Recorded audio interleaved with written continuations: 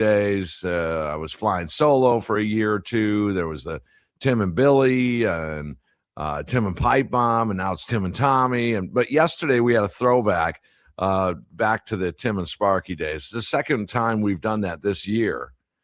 And that is just a ton of fun. I mean, that brings back memories of shows that we were together in the grooming stages of the post-game show. And when Sparky was, he was a little more outrageous at times. It's good stuff. And you hear Sparky on Wisconsin Sports Daily right here on this network. But, well, let's get you caught up. Let's play catch-up here this morning. Packers. Not a whole lot of Packer news, Tim, but, the schedule is out. Your thoughts on the Packers 2026 schedule is what? Is a little bit of a gauntlet just after that right around that quarter turn of the season. That is going to determine, I think we'll know by, week 8 or so, just how good the Packers are. We know they're going to be good, but just how good are they going to be? I don't have it right in front of me, but you've got the Bears and Cowboys and Rams. Yeah.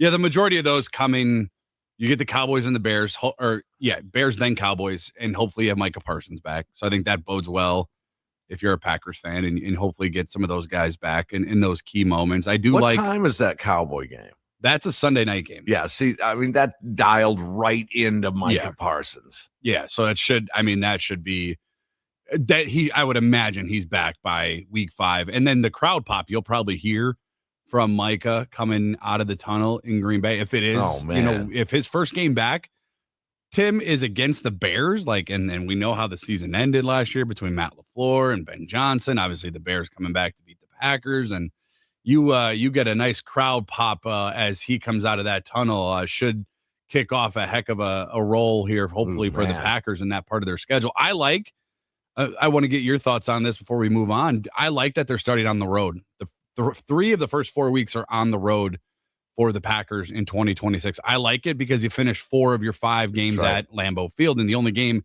you are traveling to is to Chicago, which is a nice short little plane ride down there to Soldier Field. So I like that they're starting on the road. Mm-hmm. I think the NFL did the Packers a little bit of a solid, kind of, I wouldn't say cupcake start to the schedule, but Atlanta and the Jets, presumably won't be very good. The Minnesota Vikings will be working out a new quarterback with Kyler Murray and Kevin O'Connell's system. So they'll have some kinks to work out. So I don't mind the schedule whatsoever. And then they have 4 mini buys throughout the entire season, Tim, and they play 2 games.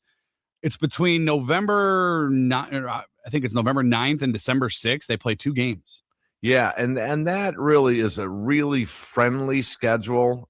When the bye is as well, can bode well for a football team to kind of get healthy and take that breather. And I think to some degree it's a little unfair, the bye schedule. I've been a big proponent over the years of having an intermission in the NFL. I mean, if you really want to make it fair for all the bye weeks, but there's so much international travel now that might be off the table and the networks would not want an intermission. No, right around week 8 where nobody plays. Everyone gets the same bye week and everything's fine. And then what do we do on Thursdays and Sunday and Monday at that point? But a pretty friendly schedule for Green Bay. And you're right that they end at home in the weather. Now that, there are varying opinions on that. And that would be, both teams got to play in it. Well, it's a little different because I do believe the human nature part of it comes into play. Look, this organization lives in the weather. When they run out to the store or run out and grab a bite to eat or wherever they're going, they're sort of conditioned. I think that does play a little bit into it, whereas another team flies in from a better weather state and then has to sort of get used to it. I mean, they're cold getting off the plane, going to the hotel. So I think that does play a little bit into that. But, Maybe more on the NFL schedule, some international, 9 different countries, 11 international games. They just keep expanding that. We'll get into that a little bit later on. What else do we have? Brewers. Not a bad weekend. Not a bad weekend, Tim. Not too bad. You would have liked that team yesterday to, get that win and cap off the sweep and head into Chicago, a half game difference. Right now it's a game and a half. And those of you that scoreboard watch, you've been following this. Again, I'll go back to a couple of things that we've been discussing on the air about the Milwaukee Brewers season thus far compared to the Chicago Cubs. And this perception of, wow, the Cubs are having such a great year. Couple of 10-game winning streaks. And, oh, my gosh, they're world beaters. And, look out, the division may be the Cubs this year. Maybe the Brewers have to take a step back. And then all of a sudden you look at the Brewers or you hear the opinions of the Brewers. They're not really clicking on all cylinders, which they're not. But the perception that they're not having a good year or a Brewer-like season. And then all of a sudden you look up at the standings and wait a second here. Despite all that, this perceived that the Brewers are not having a good year and that the Cubs are having a great year, game and a half difference. Yeah, if you're a Cubs fan or you're in that organization, you got to be looking in your rearview mirror like, you have to be on, man. Like it's just the fly that just won't die. Like it just continues to buzz around and there's nothing you can do about it. You mentioned it, like the Cubs, I think, what is it, 15 in a row they've won at Wrigley? Like they've won a ton of games. They're 18-5 at home. I know that, but I know they've had a crazy stretch of games that they've won in a row at Wrigley Field. But then they're starting to kind of calm down a little bit. I mean, they lose 2 out of 3. Doesn't that series, Tim, against the White Sox for the Brewers to start the year kind of look a little bit better? I know everybody it does. Sort of kind of poo-pooed that, oh, yeah, it's the White Sox. You swept. I'm like, well, I mean, they're turning out to be a decent team. Like, the division's not great. They're a couple of games up 500. They're only 1 game back in the AL Central. But, they beat the Cubs 2 out of 3. And the Brewers, in my opinion, did exactly what I wanted them to do in Minnesota. Go in there, win the series. And yes, I know a lot of fans, and we will talk about it for the first hour of the show. I know a lot of fans are still pounding their fists on the table. They're angry that the Brewers aren't hitting home runs. They had a couple yesterday, didn't win the ball game. Yeah. So, I mean, they're winning games. To your point, they're not hitting on all cylinders yet, but that is a positive sign that you're 8 games over 500. You're plus 61 in the run differential category, the best one in the NL Central right now. You're 19 ahead of the Cubs in the run differential category. So, and you're winning ball games. That's right now. That's all you can really ask for. That's exactly right. And it's the mark of a good team is when you're not playing well to continue to win. Yeah. And again, I'm not saying that there's not some up runs for the Brewers, because there has been where they are playing well. There's also this series, just for a slight example, they scored 9 runs in this series against the Twins. I mean, they win 2 of 3, yes, but most times you score 9 runs in a series, you're going to lose that series easily. And they're going to have to score some runs. Maybe a little windy Wrigley Field today. So you're going to have to put runs on the board. I think the wind blowing in at Wrigley, I think benefits the Brewers. The wind blowing out at Wrigley is going to benefit the Cubs. So you're hoping wind direction. There's a little rain in the forecast, and we'll see how that plays a little bit of a part. I saw rain down in Chicago for today and tomorrow. I didn't look at the hourlies. Wednesday looks pretty good. All 3 night games, of course. That's odd too, right? It is. Well, it's because it's the Brewers. Yeah. Now, the rule is in Major League Baseball that the home team, once the schedule and the opponents are out, the home team will schedule the start times. Unless there's a travel flare, which means if a team coming in has traveled X amount of miles, either prior to coming in or a road trip continues headed out, then the league can step in and say, no, Cubs, you can't give that a night game. Now, granted, the Brewers have an off day on Thursday, so does it really matter? And plus, they're 90 miles away or whatever it is. Short bus trip, yeah. Yeah, it's just a couple hour bus ride, and they're back home. But still, 3 night games on the docket for the Brewers and the Cubs, and more on that in just a couple of minutes. As this is going to be fun, I think. Do you sure. like? We'll get into it here quickly. I just want to gather your thoughts quickly before we get into anything else that's that we need to play catch up on. Do you like that Brandon Sproat gets the mound tonight in Game 1? No. Yeah. I said it yesterday on the post-game show. Like you really should have dialed that in to be Miz. Yeah, I would. And you've had the off days, and you called up probably the 2027 or 2028 rotation for that twin series. That was Coleman Crow, Logan Henderson, and Robert Gasser. That's a good point. I don't know. This is another deeper conversation. I don't know with Robert Gasser anymore. Yeah, no, but sometimes it's going to take a little time. He's still, I don't think he's quite right from the injury yet. Yeah. And so that's going to take a little time. Logan Henderson looks good. Coleman Crow, sneaky good. And then over the weekend, since you had 3 young ones going, where's Chad Patrick? Whoa. There's Chad Patrick on Saturday night. 4 scoreless innings in a 1-run game. I was doing the last a band time you've of, seen that, a 4-inning save with guys pretty good to go. You could have went with some of your higher leverage guys back there. Yeah. I was at a band gig, so I didn't follow it pitch by pitch.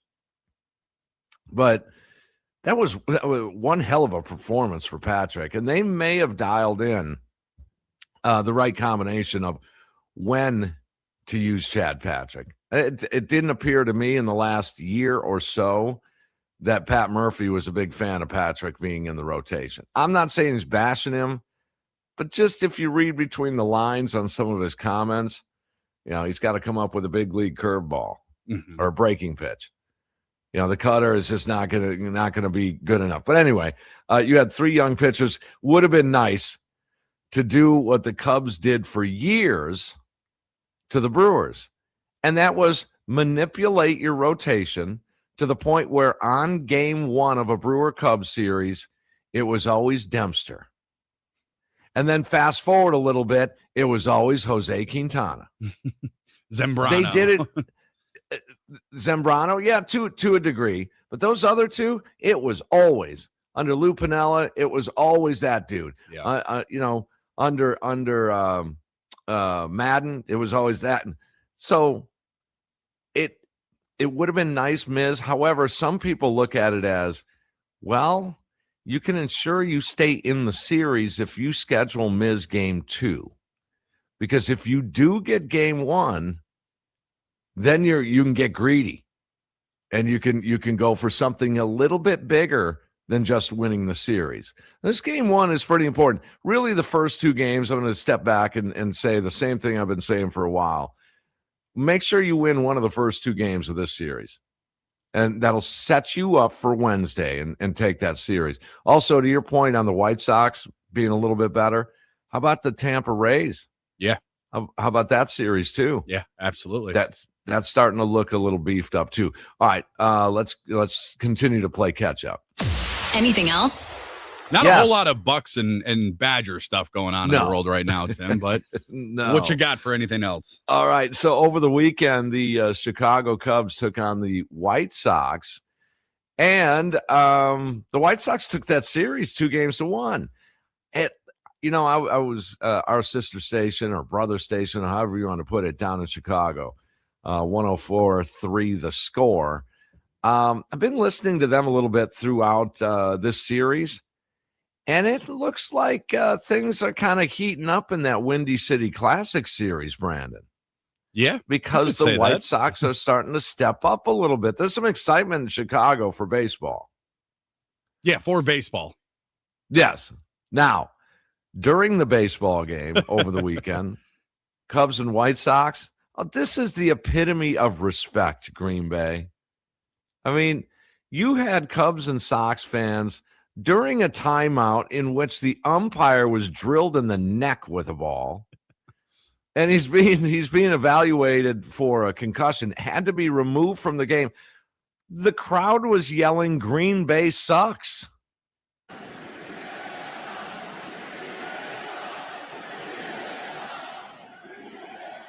That is such respect. And while we have a moment here at Wright Field, the fans are able to join in unison and tell everybody how much they love Green Bay. That is beautiful. I mean, come on. Love the world of sports when it comes to that sort of thing. Yeah, if you're wondering if the Packers are in the head of Chicago sports fans, No doubt. That is, Yes. despite having a really good season, if you're a Chicago Bears fan, despite having a good season, start to the season, if you're a Cubs fan and a White Sox fan. By the way, the White Sox were up 5-0 in this game, and they were at home. You have to applaud that the Green Bay Packers still live rent-free in the heads of Chicago sports fans during no doubt a baseball game where they're chanting about a football team. I don't know, Tim. May. I don't know if I have ever seen another team, another city be so infatuated with another football team in another state. I just don't know if I've ever seen that. I don't know if Just I've ever seen it. If that series were in September, I may understand a little bit more because you've got football going on at the same time. Yeah. But this is May. And two sets of fan bases in Chicago are worried about the Green Bay Packers in May.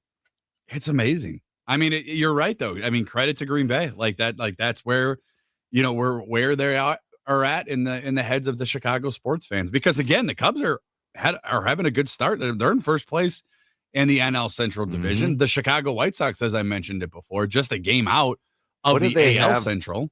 Can you check real quick at the Potawatomi Sportsbook in Milwaukee what the odds are for the White Sox to win that division? Because I checked it about a week ago. Okay. When I was thinking about, now, my second favorite team will be the Las Vegas A's. Okay, that's going to be my cool team too. Oh, I know. It's just beautiful. But for right now, it's the White Sox.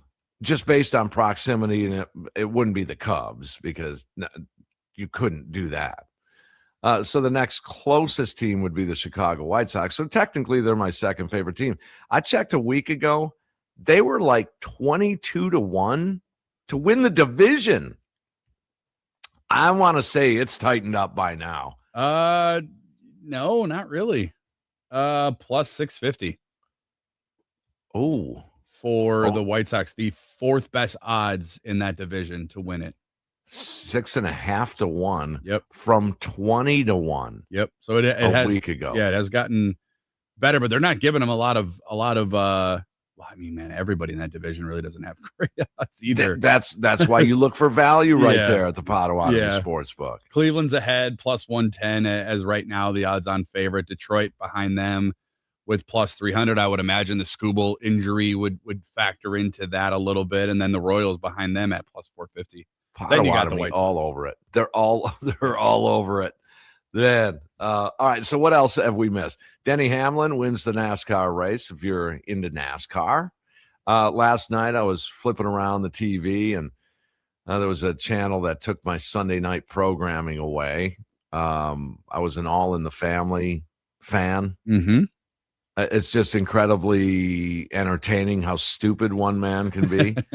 It's really funny, but they took that off of the Sunday night rundown. So I was just chilling out, thinking about the show this morning and flipping around. Caught NFL Network had a game on that was just such a classic. It was that 2-point conversion, Seattle versus the Rams. It was a night game. I don't know if it was a Monday or a Thursday or Sunday or whatever, but it was that going for two for the win. Seahawks beat the Rams. So I watched some of that. I watched some of the Battle Hawks, I think they are, UFL game. Yep. You didn't watch, so you're saying you didn't watch the 30-point blowout from the Cavs. I did not. Against you. the Pistons. You can give me the details on that. I mean, that's it, right? It wasn't the NBA playoffs are so bad. Like, John and Rami try to convince me every day that they're like amazing. They're horrible. Like, these are horrible. They're not even close. Do we think that only because the Bucks aren't involved? So we're kind of a couple of more steps away from it? Maybe, Tim, but if I told you a series went to game 7, you would think, oh, wow, that's a pretty close series. I'm sure game 7 was a close game. Sure. And if I told you the Cavs won by 31 points in game 7, you would say, what? Wow. And why? NBA cannot be liking that. And the San Antonio Spurs closed out the Minnesota Timberwolves by 30 points. I mean, it's just these games aren't close. Like, you get onesies and twosies every now and then, right? Like, you'll get a couple of games here and there that are close, but they are non-competitive. Now, I think they will get a little bit better. You have the Spurs now taking on the Thunder in the Western Conference Finals. There's a little bit of bad blood between those two teams. But then in the Eastern Conference, you got the Knicks, okay, and the Cavs, okay. There's not really a ton of history between those two organizations, so there's really no great storyline other than the Knicks, though. Yeah. And I mean, I think that's what the NBA wants, because if it's San Antonio or Oklahoma City, those are both smaller markets comparative, to New York, and so is Cleveland. So, I mean, 3 out of the 4 teams remaining are smaller markets as far as the NBA goes. So they're probably hoping and praying that it's going to be the New York Knicks, but I don't know. And there could be some validity to your point about the Bucks not being in, so maybe people just don't necessarily care about it. But in this area, I have tried to watch into these games, and they're not close games. They're blowout after blowout after blowout. I mean, the closest series, Tim, was the Cavs and Pistons, and majority of those games were decided by double digits. Yeah.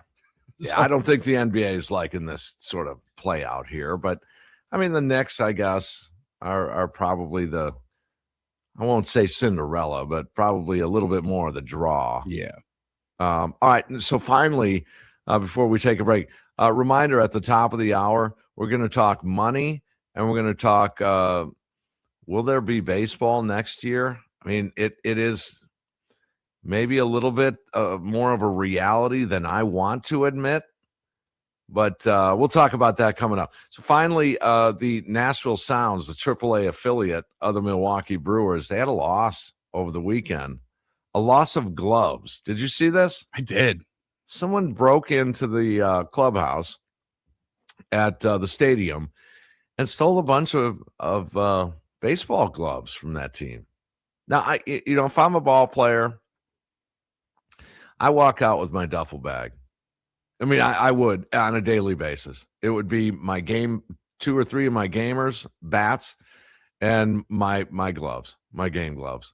And that would I wouldn't trust it even at any stadium.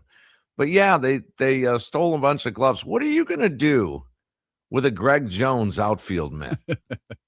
I mean, gloves are expensive. For me. No doubt they are. They're upwards of, even in the youth world, they're $200, $300, $400, $500. So just thought, and again, you're going to sell these on eBay? How they got that close, though, to be able to do what they did. That too. You know what I mean? On surveillance camera, yeah. just waltzing in. That's crazy. All right. You're listening to Inside Wisconsin Sports. A little change up here on a Monday morning. No Trevor Thomas, no Josh Albrecht. Hopefully you guys don't mind. Jam-packed show today. So stick around if you want to participate. The Nicolay Law Talk and Text line, 414-677-1250. His name is Brandon Snide. Knows about as much about Brewers baseball as anybody. My name is Tim Allen, and you're listening to Inside Wisconsin Sports in the Wisconsin Sports Radio Network studios, powered by the Potawatomi Sportsbook.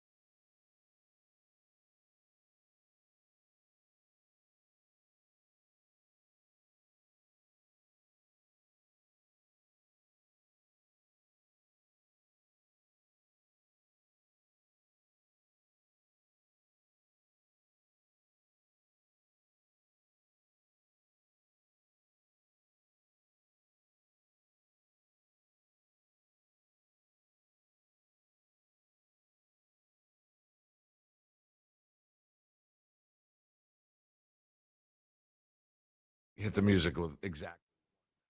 Then I'll know.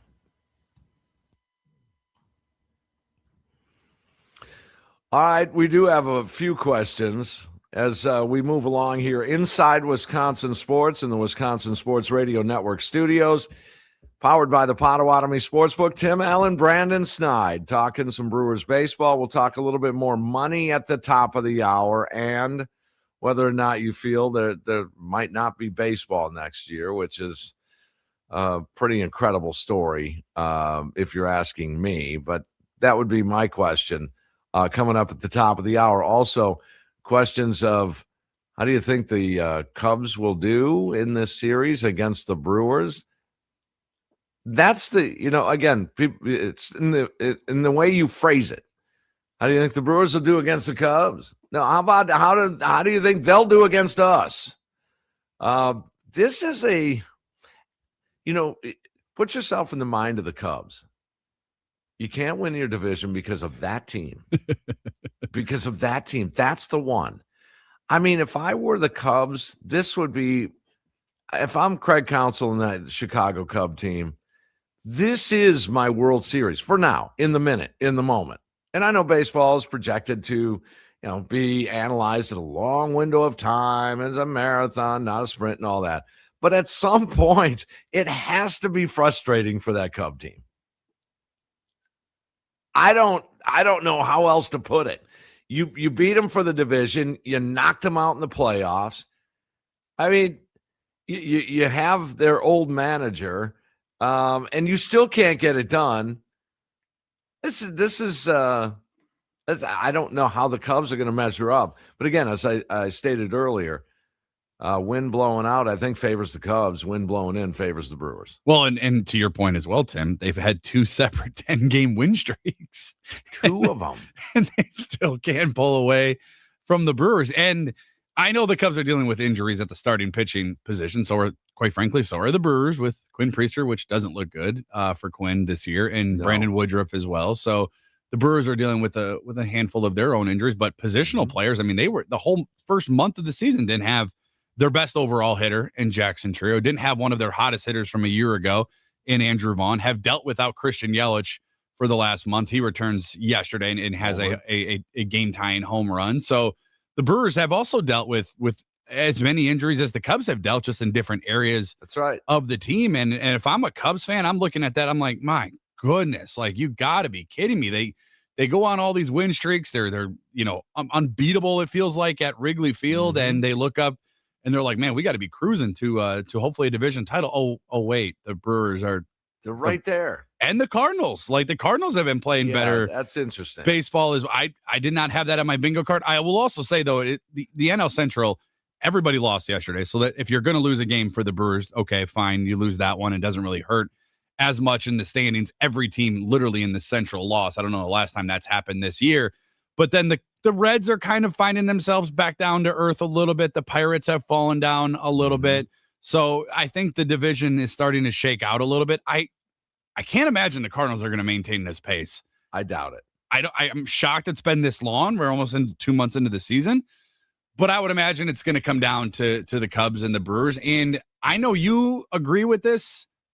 Every game matters. Every game, like, you have to win the series. And for the Brewers, you go into Wrigley Field. You have 3 games at Wrigley Field. 2 out of those 3 are going to have, your two best pitchers, Jacob Mizorowski and Kyle Harrison. But then, like, after that, Tim, it doesn't get any easier for the Brewers. You got the Dodgers, the Cardinals. Like, this is it was big for them to get 2 out of 3 in Minnesota.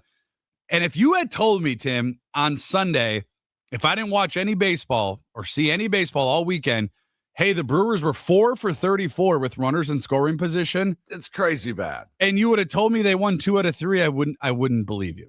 And 1 for 14 yesterday with runners in scoring position. Again, they're doing well with runners in scoring position collectively. They are. And that's the thing. And how do you slice and dice some of the metrics, some of the numbers? You can slice out the fact that, well, it's a cumulative stat. This is, you can't isolate this as, a game or a series. You have to look at the whole, the total sum. And that is that the Brewers are top 5 with runners in scoring position, if not better for the season. Yep. But against the Twins, 4 for 34 and that includes a 1 for 14 in a 1-run loss yesterday. Oh, and that's what's man. frustrating. So they're 4th right now in all of Major League Baseball batting average with runners in scoring position. They entered the weekend number 1. They were at 295 entering the weekend. They exit the weekend, as we mentioned, at 281, but they're still number 4 in all of Major League Baseball. And that's actually better than they were last year. Last year, cumulatively, they were 279 with runners in scoring position. Yeah, it was rough. For the season. Now, runners in scoring position is a stat that I think is you kind of can take a different spin on it anytime you want. Some say that, hey, it's up to certain players in the moment to step up. And others say that, hey, that's just part of baseball. Nothing changes. They just happen to get their hits when runners are in scoring position. The other thing to take a look at, sometimes the numbers are beefed up with runners in scoring position because runners are in scoring position because the pitching's bad that inning, right? So you have a chance because that pitcher, it's like a bases loaded. What's a guy's batting average with bases loaded? Well, the pitcher sucks by that point. He's got the bases loaded. So it depends on the way you look at this. And I just think there's certain players that grind a little bit more in those big moments. Yeah. Ryan Braun would be one of them. Mm-hmm. I mean, he was always that clutch DNA, and you can call it what you want. But, the Brewers, that's how you lost this game yesterday. You did win the series, barely, scoring 9 runs in the complete series. But, you lost the game 1 for 14 with runners in scoring position.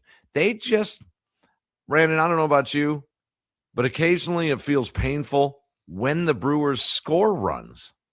It's almost painful because it's fielder's choice, or it's a wild pitch, or it's a sac fly, or it's Royce Lewis helps you out all weekend with an error and an obstruction. Yes, or a bunt base hit, an infield single. It's second and third, nobody out, and they score a single run. That's the part that I'm still waiting for this Churio, Vaughn, Yelich to kind of click together with the chemistry with the rest of this lineup. And it may take a little time. In the meantime, just win games. And again, as I said, the mark of a good sports team, any sport, is when you're not playing your best, still winning. And the Brewers are doing just that. They are. We only have like a couple minutes here, but I have questions for you because and really for the Brewers in general, for Pat Murphy. Why the decision to roll out Brandon Sproat in game 1 at Wrigley Field? He could have started yesterday's game. That means you would have lined Jacob Mizorowski for game 1, Kyle Harrison for game 2, and Logan Bleepin Henderson, who's been unbelievable, who doesn't even have his best stuff and throws 5 innings and 1 earned run in Minnesota. I don't know, man. I love Pat Murphy, Tim. I do. I love him. I think he's great. He's doesn't perfect. mean you have to agree with everything he does. It just feels like there's certain moments he's just kind of over managing a little bit. Maybe. But, again, there's not. We'll see at the end of the day how this works out because of Sproat, shoves. Yeah, you're right. then I'll look egg on my face. I get it. I mean, a lot of times when I question over the years managers, it spins right back at me after the series or after the game or whatever it might have been. So let's let it play out. Yeah, you're right. Cubs have been down in terms of run scoring. They've been a little inconsistent. So have the Brewers. Maybe we'll see. Brewers are due for one thing, Brandon. Here's what I'm going to say before the break. They are due. Looking at this series over the weekend, they're due for a bust-out game. Whew, I agree. One of those 6, 7, 8, 9-run output games. Yep, I agree. All right, we'll see. All right, we'll take a break and come back. Top of the hour. I've got some a Bryce Terang quote that just doesn't seem like Bryce Terang to me. But we'll have that for you on the other side as well. There's Brandon Snide, Tim Allen, Inside Wisconsin Sports. We're in for both Trevor and Josh this morning on a Monday morning here in the Wisconsin Sports Radio Network studios, powered by the Potawatomi Sportsbook.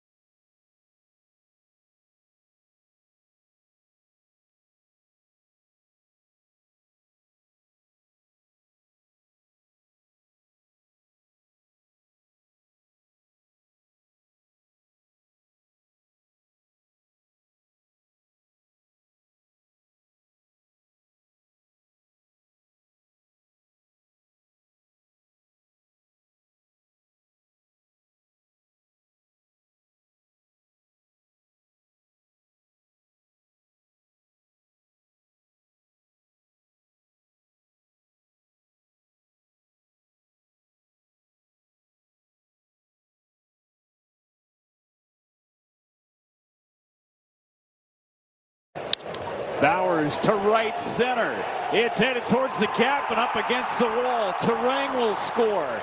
Contreras held at third. It's a double for Bowers, and the Brewers have the lead. And a line drive caught by Ortiz. First career save for Chad Patrick. It's another one-run victory against Minnesota. What a pick-me-up by Chad Patrick here. 4 scoreless innings for Chad Patrick, picking up a save. How about these 2 young pitchers tonight, Henderson and Patrick, to get strikeouts? There goes Churrio, deep left field. It's his way back, and it is gone. The Brewers take the lead on a solo homer from Jackson Churrio, his first of the year. Mitchell, a rip into right center. It is up, and it is gone. That ball was hammered by Garrett Mitchell, his second home run of the season. Yelich, right center. It is back. It is gone, and we're tied. Welcome back to the captain. And that right there, Tim, the most electrifying sound of the day, brought to you by our friends over at Best Electric. Remember, no job is too big or too small for Best Electric. Don't stress. Connect with the best. Call them today or visit bestelect.com. A first career save for Chad Patrick, as you heard. Garrett Mitchell hits his first home run since April 4th. What a rocket from absolute Mitchell. rocket. Christian Yelich returns back and has a game-tying homer there in the Brewers loss yesterday. But despite all of that, you won 2 out of 3. So in my opinion, Tim, mission accomplished for Pat Murphy and the boys. I'll get to that Terang quote coming up. We have to break now, right? We got a couple minutes. You got about 3 minutes or so. Okay. All right. So Bob Nightingale, USA Today, wrote a really super nice piece on Bryce Terang, and be on the lookout, ears and eyes, with Steve Sparky Pfeiffer. He was telling me yesterday he's going to try and get Bob Nightingale on Wisconsin Sports Daily, possibly this afternoon or maybe tomorrow afternoon, to talk about that piece. But I did not know that Bryce Terang's brother-in-law is the punter for the Commanders. Yeah, Trust Way, yeah. Did not know that. I learned that this morning. I learned that from the article. We all know that Bryce Terang, selected out of high school, had a LSU scholarship offer. And then they get to negotiating with David Stearns, the then president and GM, the Brewers. And so what does Bryce Terang say? Now, this, I would have to hear context on this, Brandon. Does this sound like Bryce Terang when he said, so they were dickering over the signing bonus. I think it was $3+ million. That's crazy. High schooler, almost $4 million. Just boom. Yeah. Just bam. Okay, I'm kind of set for a good chunk of years. Anyway, they were dickering over $1 million difference in that slot and signing bonus. And Bryce Terang said, we're arguing over $1 million for a future Hall of Famer. I don't know. That doesn't sound like Bryce to me. But I don't know. Kids can be cocky. He was, 18 years old at the time? I suppose. Doesn't feel right, though. It's good. No, it doesn't feel right. It doesn't sound right. Now, I'm not saying Bob Nightingale didn't dig up this information. But it just, we know Bryce. We've heard Bryce. I've talked to Bryce. I mean, it just doesn't seem like it's something he'd say. But confidence through negotiating is a strength, and it's an asset. And so you want to act like you're the guy because there's that kind of money involved. You don't want to just cocky yourself out of things, but I don't know if you can get as any more cocky than that right there. No. If indeed that's true. It's a lot of confidence. For a future Hall of Famer? In high school. And he was slow out of the chute in the minors, if you recall. I do. I was questioning his future. He only has recently started to take off. I mean, he has. That's right. Yeah, it was. It took last him a 2 little years. bit. Yeah. Yeah, it did. All right, we'll take a quick break. We'll talk about money on the other side. You're not going to want to miss this. Inside Wisconsin Sports, Tim Allen, Brandon Snide, as we fill in for Trevor and Josh today here in the Wisconsin Sports Radio Network studios, powered by the Potawatomi Sportsbook.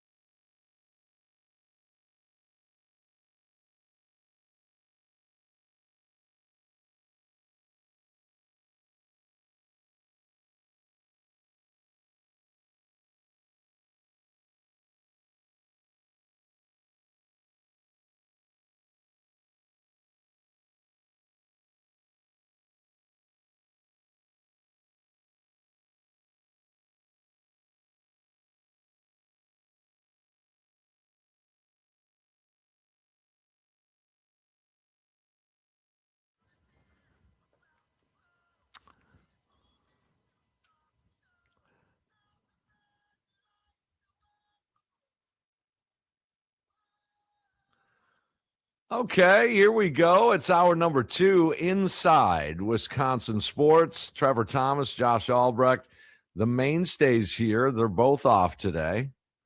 I think they're celebrating a Brewers series victory over the Twins, maybe. Yeah, sounds like it.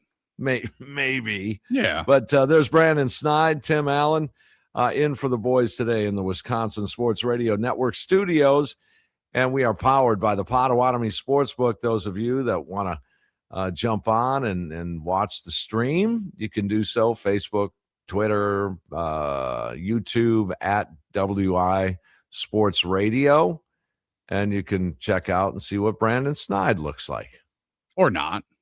Or maybe it's not. I mean, it's nothing pretty at 7:02 a.m. on a Monday morning. I'd prefer not to have a camera shoved in my face on a regular basis, but I couldn't get around Maybe this it. can be part of our morning mind dump, because I have thoughts on the whole. Let's do it. Let's do the camera and podcast and radio format. So I do. So let's dive into the morning mind dump. I have voices in my head. They counsel me. They understand. They talk to me.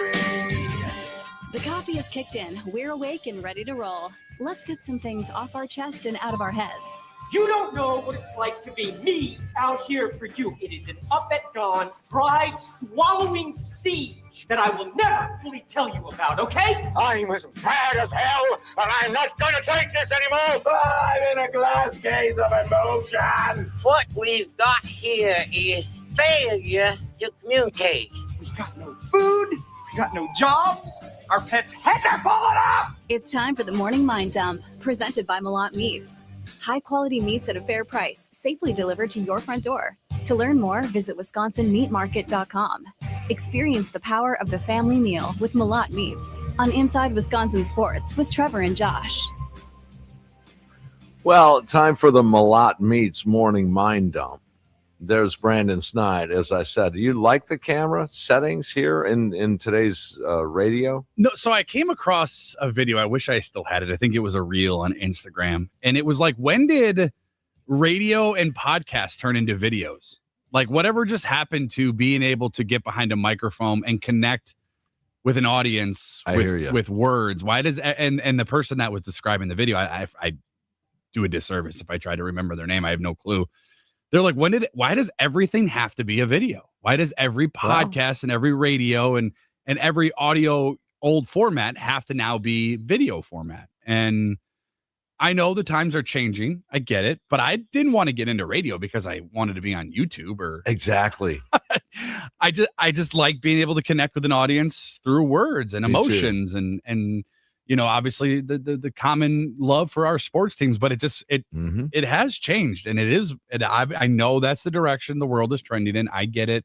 Everybody's on YouTube. I get it. Everybody's on social media. I get it. But it is interesting that, and the person that was describing in the video was like, it doesn't need to be every show have to be on video and audio. But I think to find out what radio personalities, what they look like and who they are, I think that that does help the connection to the audience. I do, because I'd want to know over the course of years, hey, I've been listening to this cat for a long time. What does that dude look like? Just out of curiosity alone. Ziggy on the Nicolay fan talk and text line 414-677-1250 says, as it said, you two have a face for radio. There we go. Sparky's got to hire hair and makeup if this keeps going. See? Yes. And, you know, and I'll do the Spectrum TV show with Dennis Krause, and I'm not super comfortable doing it, but I mean, I'll do it because I like to talk Brewers and sports and all that. So you can check out the stream if you want.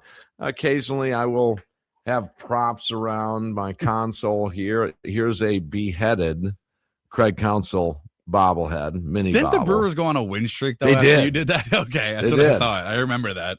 I mean, when I beheaded him, which where's his head here? Here it is.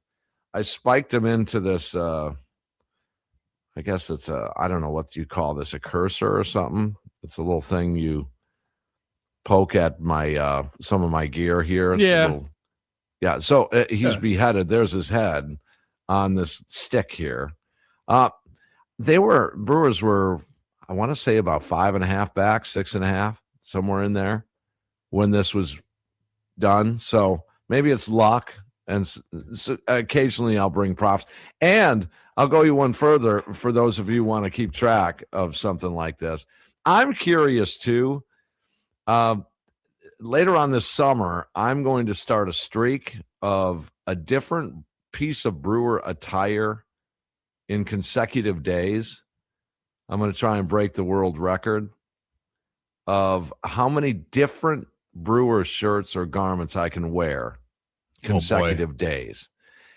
I don't know. I think I can. I'm just safely saying, Brandon, I think I can get to at least 25. Oh, I would imagine so. Maybe more like 40. Yeah. I mean, I've got a bag of shirts that I bought in spring training and prior to the season that I still haven't taken the tags off to even wear yet because I need to get them tailored. They're a little too big.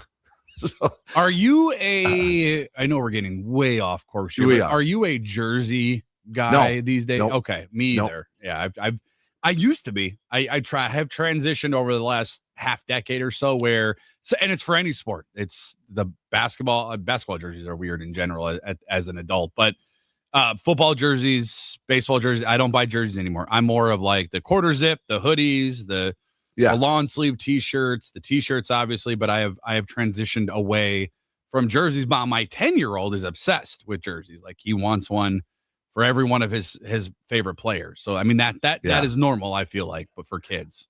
Absolutely it is. And I think back to my son between the ages of 8 and 14, how many jerseys, more football than baseball. Yeah.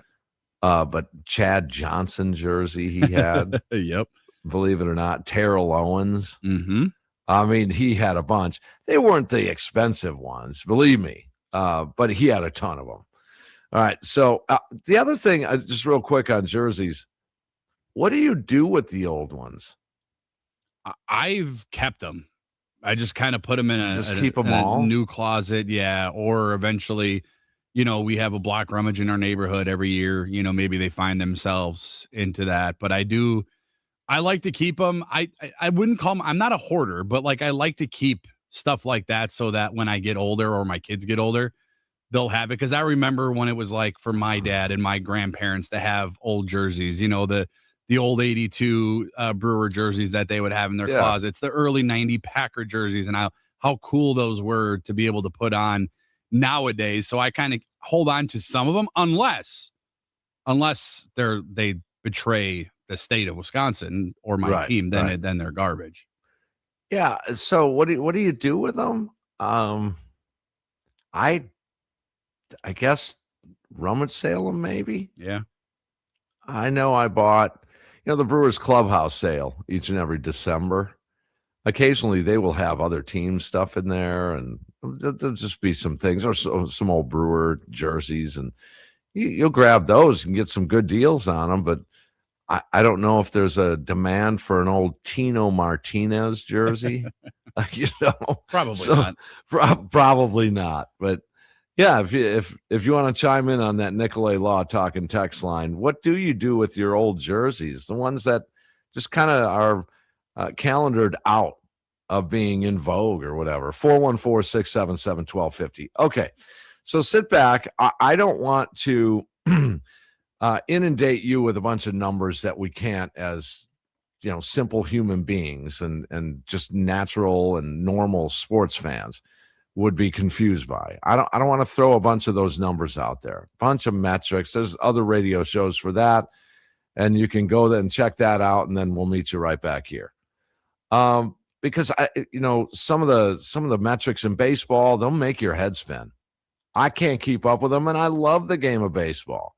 Brandon, you don't seem to be a deep dive into numbers kind of guy. Not really. Like what happened to just the basic stuff? Like, what's your batting average? What's your on base percentage? I don't need the WRC plus 853. Whatever it is. Just kind of speak to me. Yeah, exactly. So we're going to talk money here, and what I would say to just in advance, just kind of think of the scope of money that we're dealing with here. Just as a normal human being that works their tail off right now. So you guys are on your way to work right now. Some of you guys at work right now, busting your tail for what money you do make. Listen to, just keep the bigger picture in mind here when I go over some of these numbers. And this is all about baseball, and we can talk about basketball money's out of control too. We could say that. And you could say to some degree, Brandon, that money in general for athletes is out of control. Now, don't get me wrong. I am happy for these guys personally. But when a firefighter, a law enforcement officer, our military, doctors, nurses, teachers, biologists, scientists, when they are paid what they're paid compared to what some of these numbers are going to indicate to you, keep that in mind, the broad scope of what we're talking about here.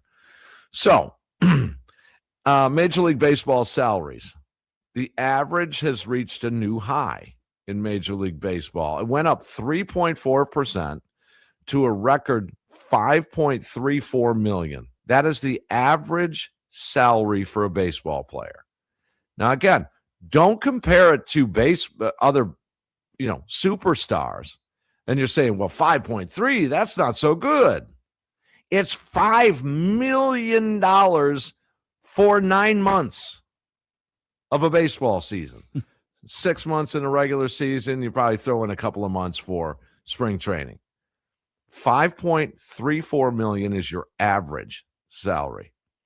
Juan Soto is the highest paid player at $61.9 million for a season, not for a career, not for a contract, for a season. Again, understand the big picture brushstroke here. Mets payroll, $352 million outbound in payroll for a year.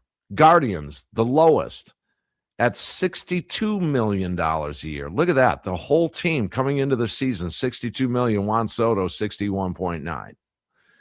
The Dodgers, $316 million. However, the deferred money within that year would make it $395 million in a season. Top five spenders: Mets, Dodgers, Yankees, Phillies, and Blue Jays. Big markets. 6 teams have $250 million or more payroll.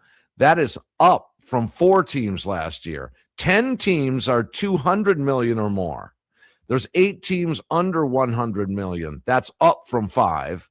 The biggest jump, the Detroit Tigers, from last year, they went up $64 million. Atlanta Braves increased by $44 million.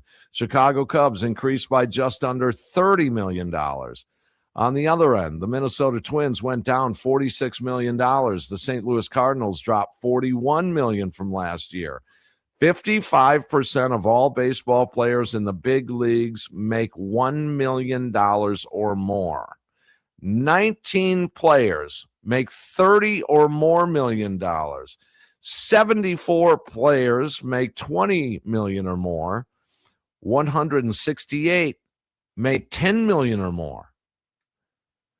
And then finally, only 31 players make the major league minimum at $780,000 a year. This is just basic raw payroll here. This doesn't include their endorsement deal, their Rawlings money, their baseball card money, any of that. None of that is in this equation. It's strictly payroll. Let's see here. The top.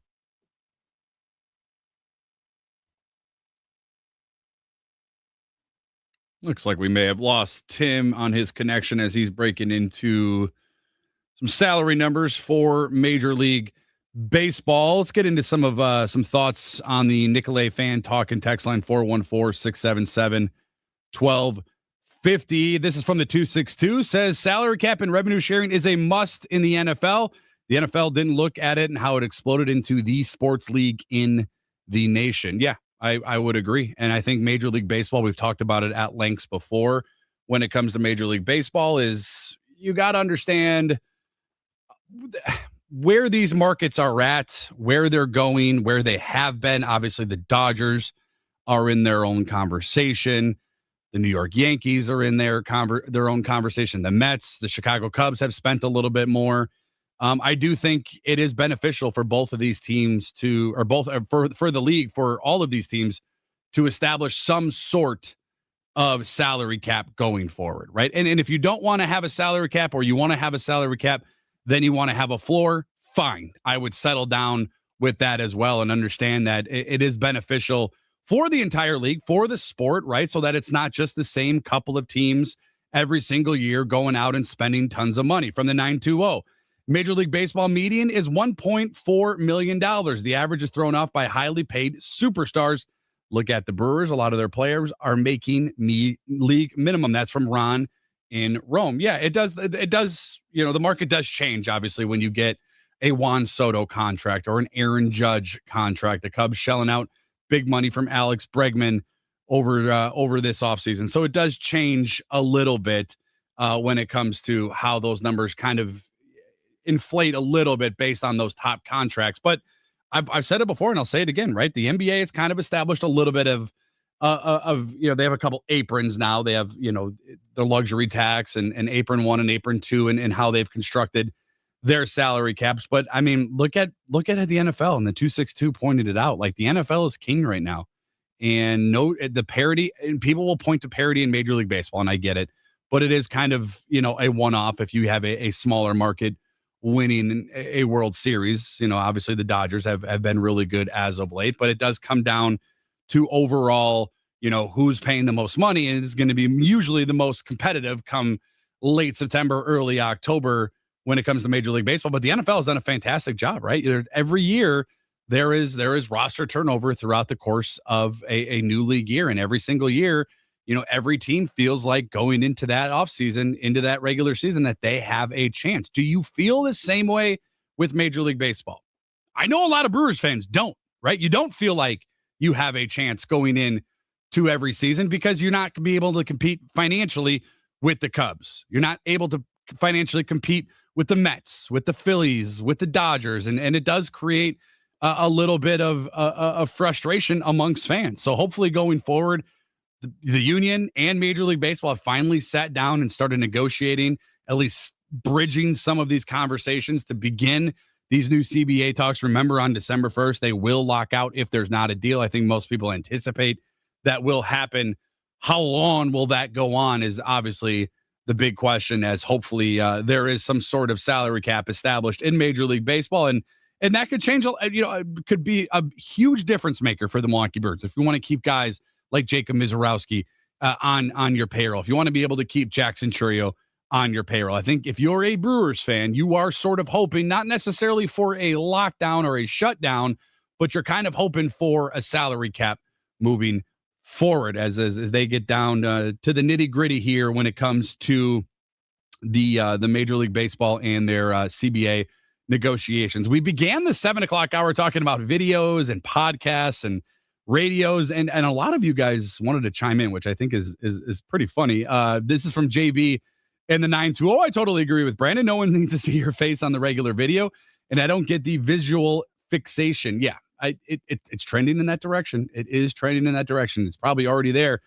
This is also another text from Ron in Rome saying, I'm 70. I listen to the Brewers on the radio, not on TV. I listen to the postgame on the Odyssey app. Sometimes it's easier to find the replay on YouTube, but if I watch it, I find the commentators distracting. I prefer to just listen and not even look at the YouTube. Yeah. So that's, again, that's the world we live in. Everything needs to be on video, and I'm fine with it. I don't think I want to be on video every morning, but hey, here we are as we're on Inside Wisconsin Sports. No Trevor, no Josh today. Those two guys will be back tomorrow. You have Tim Allen. We did have some connection issues with Timmy. I'll try to get that rectified during this break. We'll talk about more of Major League Baseball and the CBA. We'll talk some Brewers Cubs coming up. Aaron Rodgers back in Pittsburgh, reuniting with an old coach. So we'll dive into all of that and look ahead to a huge series for the Brewers in Chicago. You're listening to Inside Wisconsin Sports on the Wisconsin Sports Radio Network, powered by the Potawatomi Sportsbook.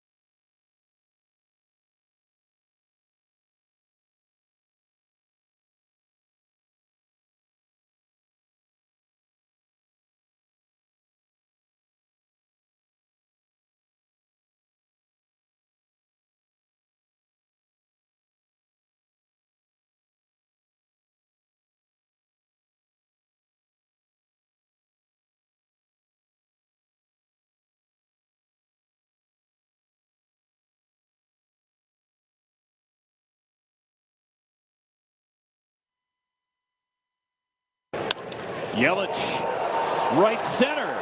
It is back. It is gone, and we're tied. Welcome back to the captain.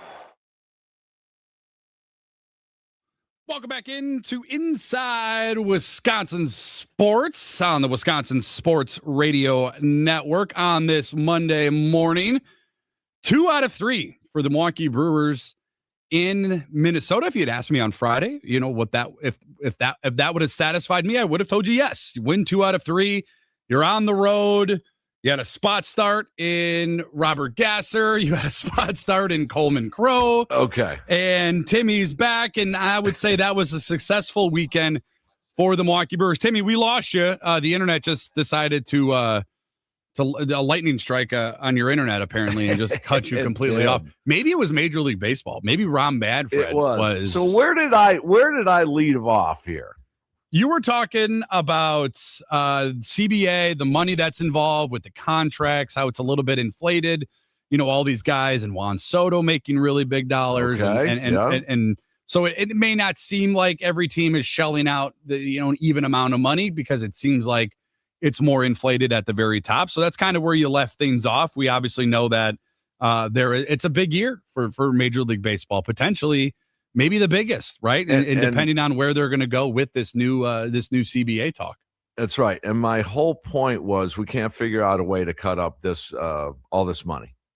We can't figure out a way for everybody to be happy. They should be at the end of this bargaining session, which should only take probably 5 to 6 meetings, just to dot some I's, cross some T's. Here's where we're at, and everyone should be happy. Right? I would think everyone should be happy. I mean, but the ones at the low end of this, and that would be parking lot attendants, the infrastructure, international scouts, the infrastructure of parking lot attendants, the concessions, and all of these things, concession stands at American Family Field. I still think they do fundraisers there. So then some other entities get cut out. Brewers Community Foundation doesn't make a bunch of money. I could go on and on and on of the impact of all of this money. There's so much money, hundreds of millions of dollars. In fact, if you add it all up, it's billions. Mm-hmm. And you guys can't figure out a way that there should be celebrating after they get out of negotiations. Man, look at this. They should be celebrating the fact that everybody's a winner here. And I'm not naive, guys. I get that there's some negotiations that you have to adhere to, and you have to give to get, and all of this stuff. But enough with the damn greediness. I mean, seriously, you've got enough money here. So Bob Nightingale comes out with this article just a couple of weeks ago.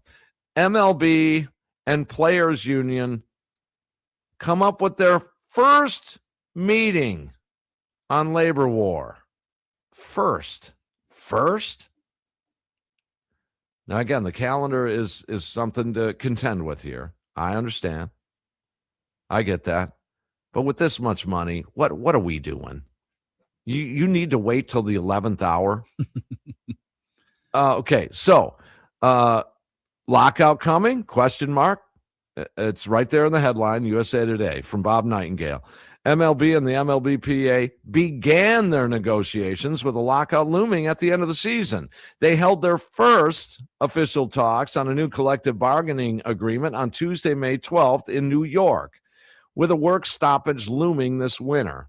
According to a person with the talks, the person spoke to USA Today Sports on condition of anonymity. Of course they did, because the sides have not announced the meeting. The current CBA expires on December 1st, and the upcoming labor battle could be even more contentious than the 21-22 lockout that lasted 99 days, the article says, pushing back the 22 season. The meeting, May 12th, laid out the opening presentation of each side's positions. Owners expected to lobby for a salary cap in this new CBA, an idea that's long been dead on arrival for the players' union. Discontent has been growing amongst management as the Los Angeles Dodgers and New York Mets spend huge sums of money on player acquisitions with smaller markets, and their owners claiming their organizations are unable to compete. MLBPA boss Tony Clark stepped down in February amid a scandal and was replaced in an interim basis by Bruce Myers, who has served as the union's lead negotiator. The 21-22 lockout was baseball's first since the 1994 strike that resulted in the cancellation of the 1994 World Series. That's it. Just a short 6 or 7 sentences there on why we're meeting now. But again, it doesn't look good. Are we talking this into existence? We keep using looming, lockout, contentious, sides disagree, far apart. We're going to talk this into existence. And who at the other side of this, if there is a lockout and a work stoppage, who pays that price? Well, first of all, we do when it comes to, put them in any order. I think this is probably the last in order, but we don't get entertainment. That's our entertainment. Are we going to live without entertainment? Yeah, we all live, and we're all the same health we had before. However, who pays that price? You know what? I should make a list of all the people that would be impacted by a lockout and lose money while these guys argue about hundreds of millions of dollars. Mark Adonasio, you got to bend a little bit. Players Union, you got to bend a little bit. Players Union, in my opinion, you got to bend a lot.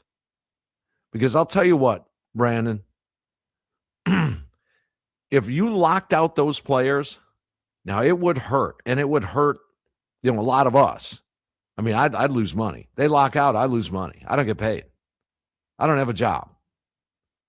Because my full-time job is covering a baseball team. If there's no baseball game, there's nothing to cover. I don't make money.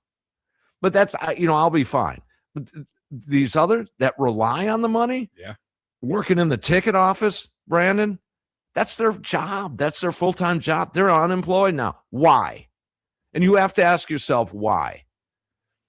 Because these people can't cut up a whole bundle of money.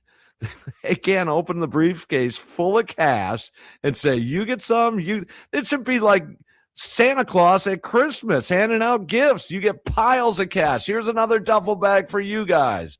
Here's you guys that get paid for doing the grounds crew. I'll promise you almost every single one of those players will crawl back to want to play baseball. They will crawl back to make millions of dollars. Now, the ones that are set, maybe not so much. They're set.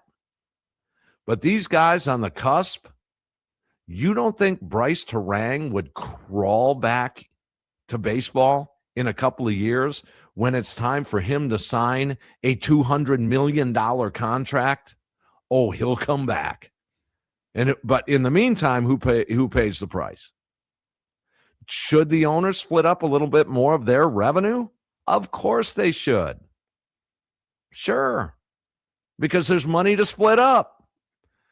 Do we want to make it a salary cap so it's a little bit more fair in baseball? Sure they should. Why? Because at the end of the day, everybody makes money. That's why. That's why you should. Let alone the fact that how is the game fair? I haven't even gotten into that yet. Oh, this is becoming a morning mind dump, I think. So, Brandon, your thoughts on this in terms of how I just laid it all out there. Hundreds of millions, 61 million for Soto, all the way down to, there's only, 30 players that make the major league minimum. Yeah. I've said it before, and I'll say it again. There should be a floor and there should be a ceiling. I think, when it comes to salary in Major League Baseball. Look at how the NFL has done things, and I know they're two different leagues, two different types of money, two different bankrolls. I get it. The NFL is king when it comes to the money, but it feels like every single year, Tim, if you're a fan of an NFL team, you feel like, and it might not always be realistic, but for the majority of it, you feel like, okay, this could be our year. Like we could have an opportunity to get into the postseason and go on a run and win the Super Bowl. And we've seen it before, right? The Packers did it in 2010, right? Like the Giants did it with Eli Manning. Like we've seen these teams. Do you feel that way if you're a Brewers fan? A lot of Brewers fans don't. A lot of them don't. Against you. Yeah, the odds are right there, and no matter what you do, because you're playing on, pun intended, but you're playing on two different fields. As opposed to what the Mets are playing on, even though their record's not great right now, and what the Dodgers are playing on, what the Phillies and the Cubs are playing on. So from a league standpoint, from a fan standpoint, it makes sense. Okay, if you're going to own a team, you're going to at least have to spend X amount of dollars. If you're going to own a team, you can't spend this more than this amount of dollars, and let's even the playing field for everybody involved and not defer makes sense $500 million for Shohei Ohtani. And makes total sense. What I mean? So that's where I'm at with it. And I don't think they're going to come. I don't think the players want it. The owners might, but I don't think the players want it. Like if you're an Aaron Judge, a Shohei Ohtani, I mean, maybe not, because you already got that's right. You the got contracts. your money. Bryce but Harper's. If you're coming up, right? If you're if you're Tariq Skubal, like you want to not have a cap because you want to get paid, $65-70 million in your next big contract. So Harper, you look like a tough guy screaming in the face of Manfred. Correct. You look like a tough guy, Bryce. You already have your money. Now, to Brandon's point, I don't think anyone would disagree that the game is not fair because those guys are in a big market and can spend a whole bunch of money, which all of us would. We all would. If we own the Dodgers or the Mets, we'd pay out that payroll too. Well, but the thing with the Dodgers is that TV deal, Tim. That was kind of one of the. I mean, they got grandfathered in with that TV deal, and it's not even fair. But Brandon, to be fair, that Mark Atanasio could lobby the league, petition the league. I want to move to L.A. He could do that. But see, that's a flaw in the system. We can't have 6 teams in L.A. because it's a big market. Yeah. So since it's spread out throughout, we all share the wealth, and that's my. I hope baseball fans, I hope sports fans, if there indeed is a lockout, which I'm crossing my fingers that better minds prevail here. If there is, remember why. Just remember why. It is complete and utter greed. Where you want to place that greed, that's up to you. You can place it on the owners. You can place it on the players. You can place it wherever you want. I don't care. But know that that's the reason. That's the sole reason. You can mask it by saying fair, which they're connected to what Brandon just said there, that a salary floor and a salary cap does make the game more fair. And I hope people understand it's greed, but number 2, it's fairness within both the competitive level on the field and the financial level in the offices. It's got to be about fair. I don't think anyone wants anything more than fair. I know I don't as a baseball fan. I just want what's fair. We all know full well that the blind squirrel is going to just walk across the grass, and once in a while he's going to step on an acorn and he's going to say, wow, I got my lunch. That'll happen with a low-budget team, and they'll go ahead and win a World Series or make it there or be competitive, like the Brewers. Low-budget team, right? I think we could all agree. Yep. Are they the lowest budget team? No. They're not the lowest budget. I mean, look at the Guardians coming into this year, $60 million payroll, 60. That's not fair to those fans. When you have all this money filled in these briefcases and duffel bags that people just want to scoot to the side and into a back room. And who's making all that money? Owners got to give. Players got to give. Fans, who pays the price? The workers. I mean, not the players. There's one World Series winner, Tim, in the last 10 years that hasn't been spending in the top 5 of money. One. And look at all the playoff teams. Correct. I mean, you look at the Washington Nationals, and I maybe their salary was. I know Juan Soto was that was the year they beat the Brewers. Trent Grisham, thank you, out in right field. But I mean the last 10, the Dodgers, the Texas Rangers, and people will be like, well, the Rangers didn't spend a lot. No, they did. Their payroll that year was $251 million in 2023. So they did spend. The Astros, the Braves, the Dodgers again, the Red Sox, the Astros, and then the Cubs in 2016, which I know probably didn't have a huge payroll in 2016 because all those guys were first coming up for the Chicago Cubs and they would not pay them, and they kind of broke up that team that won the World Series a few years later. But the moral of the story is that these teams are shelling out millions and millions and hundreds of millions of dollars. I just don't understand it. I don't. If someone can make sense out of it for me, that we have a problem splitting up that much money.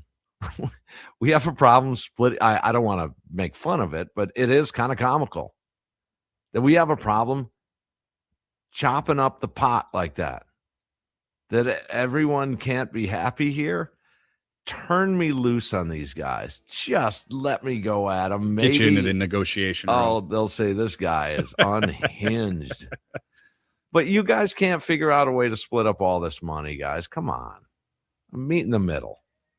Meet in the middle. Meet even close to middle. I don't know. Nicolay Law Talking text line 414-677-1250. That was a morning mind dump.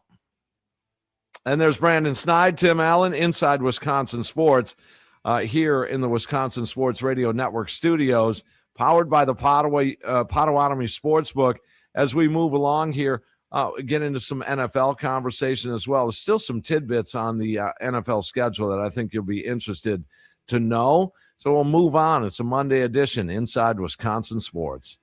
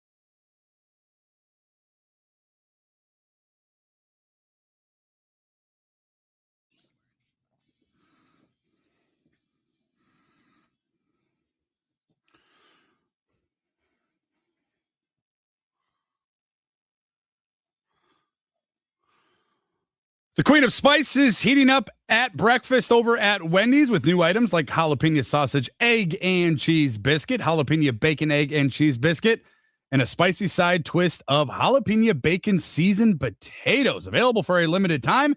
So get a bite while you can and spice up your mornings over at Wendy's. Okay, welcome back. It is Inside Wisconsin Sports. No Josh, no Trevor this morning as well-deserved time off.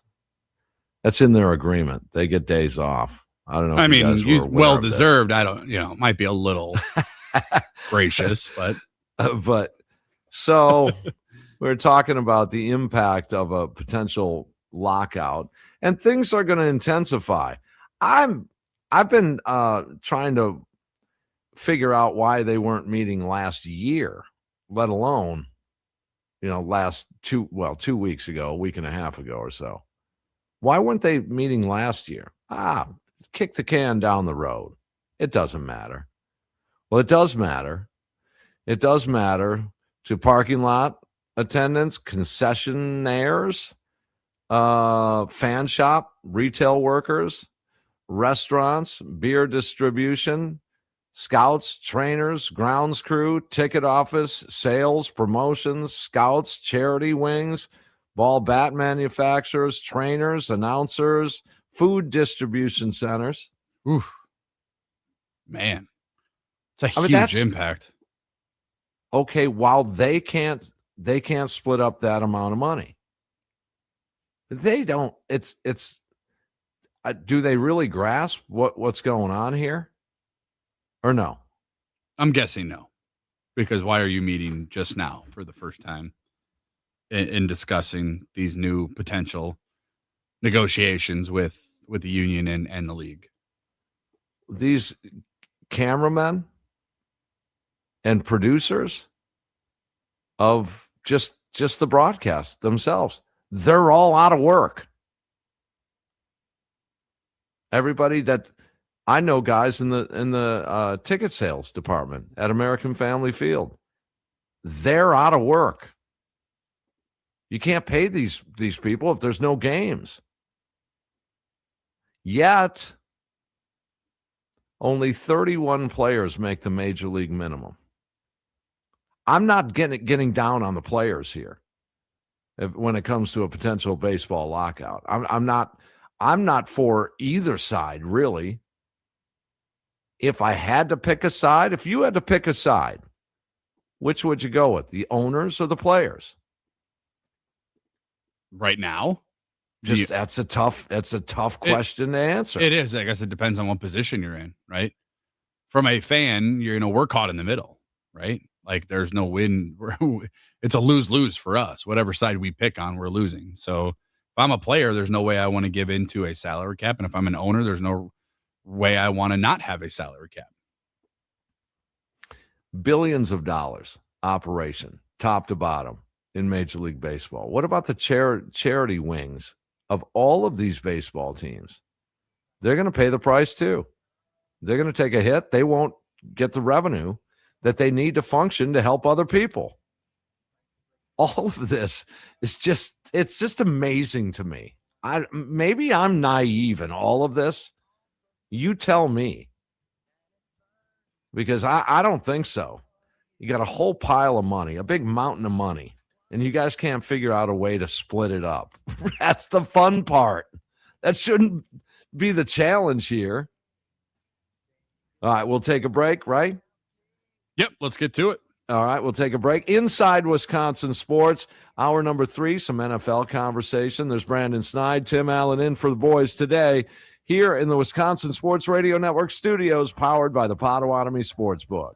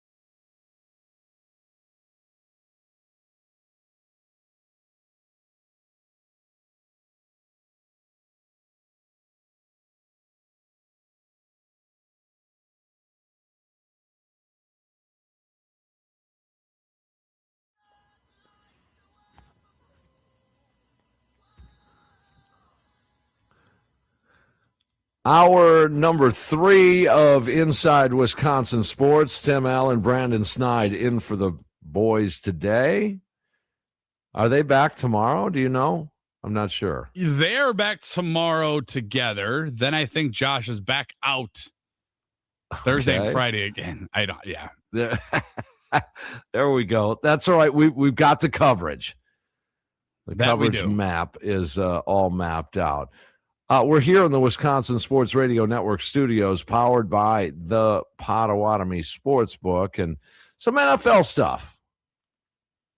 That baseball potential lockout stuff, that will intensify. Trust me. I'm trying to get the intensity raised up a little bit before it gets to that 11th hour. And then, of course, it'll be walk away from the bargaining table, and then it's going to be, well, now the holidays are here, and so the get-togethers are off until January. The next one's slated for January 19th as 3 weeks go by. And then it'll be, well, pitchers and catchers report in a couple of weeks. So, yeah, guys, hopefully there'll be some movement on this lockout negotiations. And then it'll be, well, spring training is going to be pushed back a little bit. The sides are a little bit closer, but still a little contentious. And then it'll be, well, the first spring training games are canceled, and then we're going to have to, target this date. They're going to meet again on March 1st, and then it's going to be, well, I mean, if they don't get onto the field by March 7th, then opening day is going to have to be pushed back a little bit. But there's still their next negotiations. They're going to meet on March 23rd. See, this is what we're headed toward. I can't. Snowball effect is not great. I'm going to lose sleep over this just because of that last hour. I will lose some sleep tonight. All right. How about some NFL stuff here? I suppose. Why not? Aaron Rodgers back in Pittsburgh. Yeah. Yeah. Aaron Rodgers finally, no shock. I don't think to a lot of people that back with McCarthy. The only blemish on this whole Rodgers playing again is that they don't play Green Bay this year, except in the Super Bowl, maybe. A preseason. So there's that. So there is that. Well, I mean, you're not going to probably see Rodgers. You're probably not. Yeah. So. Well, we'll see. But it is cool. Aaron Rodgers, 42 years old, is going to play football. George Blanda, by the way, the oldest ever quarterback, 48 years old, did play. But, I mean, it's a different time, different game back then. And I don't even think he played that much. It was mainly the kicker, maybe. Mm-hmm. Wasn't he a kicker as well as a quarterback? But, yeah, so it doesn't rank up there with Tom Brady, 45, Vinny Testaverde, 44. Steve DeBerg was up there as well, late in his career. So 40s, seems like Rodgers is in pretty good shape, can still sling it. And we'll see what kind of season he has. I thought it was a fair year last year for him. Wasn't great, but wasn't too bad. You like Aaron back in the league here, Brandon? Yeah, I think it's cool. I think it's cool I hope it ends well for him and McCarthy, like meaning they don't have a falling out, right? Like I do find it interesting that he is back with Mike McCarthy, the head coach for the Steelers. I think that's the cool, fun storyline. I hope it ends well for them. Like, there isn't a personal issue at the end of the year or halfway through the year. Like, I just hope it goes smoothly. I would hate for them two guys who have been through so many ups and downs together, more ups than downs, and winning Super Bowl 45 together. And Rodgers probably isn't Rodgers without Mike McCarthy, and Mike McCarthy might not be Mike McCarthy without Aaron Rodgers. Like it's a great marriage. So I'm excited for that part of it. I love personally that they're in the AFC and I don't have to really worry about it unless we get to the Super Bowl, which at that point would be great. So I'm glad that those are moved down, away from the Green Bay Packers as far as being in the different conference. But I think it's good for Aaron. I think it's cool too. Like Tim, like doing your profession for a very long time. Like Aaron's been very lucky. He's had some rough injuries. There's no doubt about it. But to be able to be at the level and compete that he's at age 42. I think that's all you can really ask for out of a career. And I still think, it's not very a popular opinion amongst Packer fans because of how the Aaron Rodgers era may have went over some Packer fans, but I do think he's the best Packers quarterback that we've ever seen. I just do. And it's hard for me not to root for him. Yeah, me too. I'm rooting for him. I'm rooting for him. Why not? It's Aaron Rodgers. I'd like to see those almost iconic sort of quarterbacks go as long as you can. And the other thing is, I would hate to, and I think probably Rodgers is feeling the same way. You would hate to have regrets, 7, 8, 10, 12, 15, 17 years down the line saying, I still could have done it. Why didn't I stay for another year or two? Yeah. And you would hate to have that. That's what I thought when Jordan stepped away, Michael Jordan. Like, dude, don't regret that you can't play the game of basketball at a high level. Get back in there and do this. I mean, I've thought about retirement at some point, and as long as I can still do it, why wouldn't we? We can still do it. I mean, Brady won the Super Bowl at, what was he, 44, 43? 3, yeah. Yeah, you know what I mean? So, and he obviously played at a high level towards the end of his career. Aaron Rodgers had the tough Achilles injury with the Jets, his first year there. So that kind of threw everything, into a wrench into that, equation a little bit because he just wasn't the same player the next year, although he had good moments. So we'll see, it's going to be a system he's comfortable with out there in Pittsburgh, but I am happy, with where the Packers are at as opposed to moving on, right, and holding on to Aaron Rodgers for a little bit too long. And obviously Jordan Love has done well in his early time here in Green Bay. So I think that's everything too with Packer fans, Tim, is there's no reason to be sour towards Aaron Rodgers anymore. If you're a Packer fan, you got the better end of it. Look at the Jets. After Aaron Rodgers left, they fired their general manager who made the trade for it. It's a disaster. So at the end of the day, the Packers won that trade. If you want to look at who won, who lost, and now they have, they have the focus of Jordan Love, and they're open. Their Super Bowl window is, in my opinion, wide open. It is. More on Jordan Love here in just a couple of minutes. So stick around for that. More NFL stuff as NFL schedule. Obviously, you've had some time to chew on that, and we're not going to revisit. You guys know by now the full Packer schedule. But other tidbits within that schedule, internationally, 7 different countries on 4 continents: Melbourne, Rio, London, Paris, Madrid, Munich, Mexico City. Do you like the international flair of the NFL? Not only do I not like it, I hate it, Tim, if I'm going to be quite honest with you. I hate it, and I get why the NFL wants to do it. I get it. Yep. It should not be. You should not subject your teams to the Melbourne travel is insane.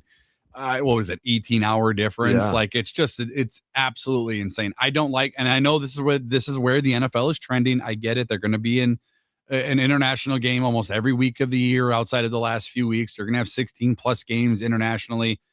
I don't like it. You're pulling away from your fan base in the US that are pouring in their dollars to make sure that this league continues to evolve. And I understand they're making money internationally, but you're not making enough internationally as opposed to what you're making here in the United States. I don't like it for many reasons. Every time the Packers have gone out there, there's been an injury of some sort. Aaron Rodgers breaks his thumb in London in 2022. Jordan Love sprains his MCL because the grass in Brazil was an ice rink. Maybe. And I just don't like the logistics of it, where you're traveling and you're turning around and you got to play either the next week. So I know you can take the bye. The Packers passed on the bye week in 2022 and they went on a little bit of a losing skid, and that trip out to London kind of changed their season in 2022 for a number of reasons. I just don't like it. I don't like the international was that the Giants game. Yeah. So they didn't take the bye after the Giants week. They elected not to do the bye, and then their whole season kind of fell apart from that point forward. Obviously, Aaron Rodgers breaking his thumb, but I don't know. I think it's a disservice to the fans here. You lose a home game if you're playing overseas. If it's a home game for you, you lose a home game. I don't know. I don't like. If it was okay, we're gonna have 3 or 4 games internationally. All right, I could probably see that, right? Mexico City, you're not losing really any time or travel. once you start going across the pond, it changes things. It does, and I don't think it's fair to the fans. If fans across the world want, we're playing to them, to their advantage. Well, we have fans in London and we have fans in Germany. Cool. They are more than welcome to come here and watch a game at Lambeau Field. Okay. They are more than welcome to come to Detroit and watch a game at Ford Field. Like, who's saying they can't come over here and watch a game? I don't want to see my team travel 12 plus hours to play a football game. Just don't like it. I'm with you in this regard. I'm a little more selfish, so I'd love to see it here and not have the travel impact. But outside of that, I mean, what a great product. I mean, it's second in my world only to Brewers baseball, but that's understandable coming from me. But what a great product. And to spread the wealth a little bit, I don't know. I still a London game at what is it, an 8:30 Central kick?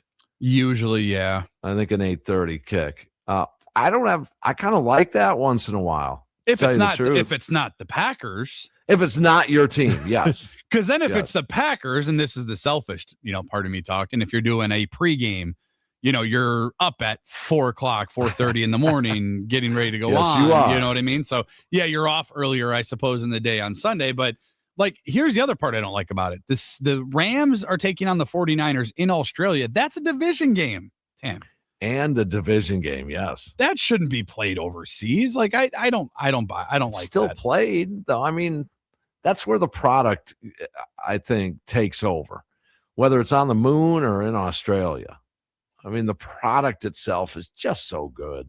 It's just so good. Yeah, it is. All right. So also Christmas, 3 games, Green Bay and Chicago. Obviously, that's the big story there. Bills at the Broncos, the middle game. And then the night game, Rams in Seattle. A really good Christmas slate, I might add. I think it's kind of cool getting people together. It does take away focus a little bit. I will say that. Christmas Eve, Christmas Day, it does take away focus from family a little bit.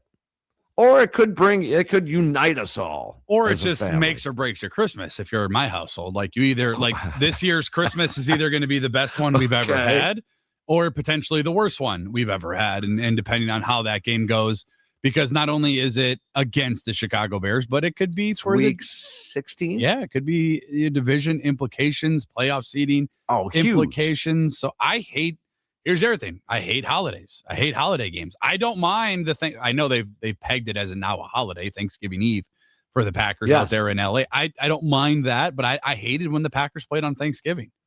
I think they should play every year on Thanksgiving. For me, and I don't know, I have no ammunition to say why. It just seems fitting. Thanksgiving, deer hunting, Green Bay Packers. I like the fact if they should just switch with the Cowboys or something and just play on Thanksgiving every year. I like it. I like it a lot when they used to play the Cowboys and they would rotate between the Cowboys and Lions back in the 90s. I feel like it seems every like year, they would play. They're probably the most. They probably have the most appearances outside of Dallas and Detroit on Thanksgiving. Right. I think you're right. Yeah. It just seems like that. I have no numbers on it. But Thanksgiving Day, 3 games, obviously. Lions and Cowboys, they get their thing. Lions are going to host the Bears. Good one. Cowboys host the Eagles. Good one. Division. Yep. Chiefs in Buffalo for the night game. So those are good games. They are. Those are good games. Yes. I just don't care for. And then it's a new thing with the NFL is the Black Friday games. Yes. Are we just going to play every day of the week now? Is that the way? Because the only day of the week that there's not an NFL game this year is on a Tuesday. That's it. Thanksgiving Eve, as you mentioned, Green Bay headed to LA to take on the Rams. I kind of dig that game too. The more NFL days, the merrier for me. I love it. If they wanted to play, Thursday, Friday, Saturday, Sunday, and Monday, I'd be all good with that. Guess I'm a traditionalist because I'm fine with it just being back to normal like it was Sunday, Mondays. I grew to be okay with the Thursday night games, Tim, but it's like, again, these guys are on such short rest coming on, playing Sunday, turning around and playing on Thursday, so I kind of grew to be acceptant of that, but this is getting out of hand now because now the Packers schedule this year, although I like it, is so quirky. It's so unique. Like they play on a Wednesday, they play on a Thursday, they play on a Friday, a Sunday, a Monday.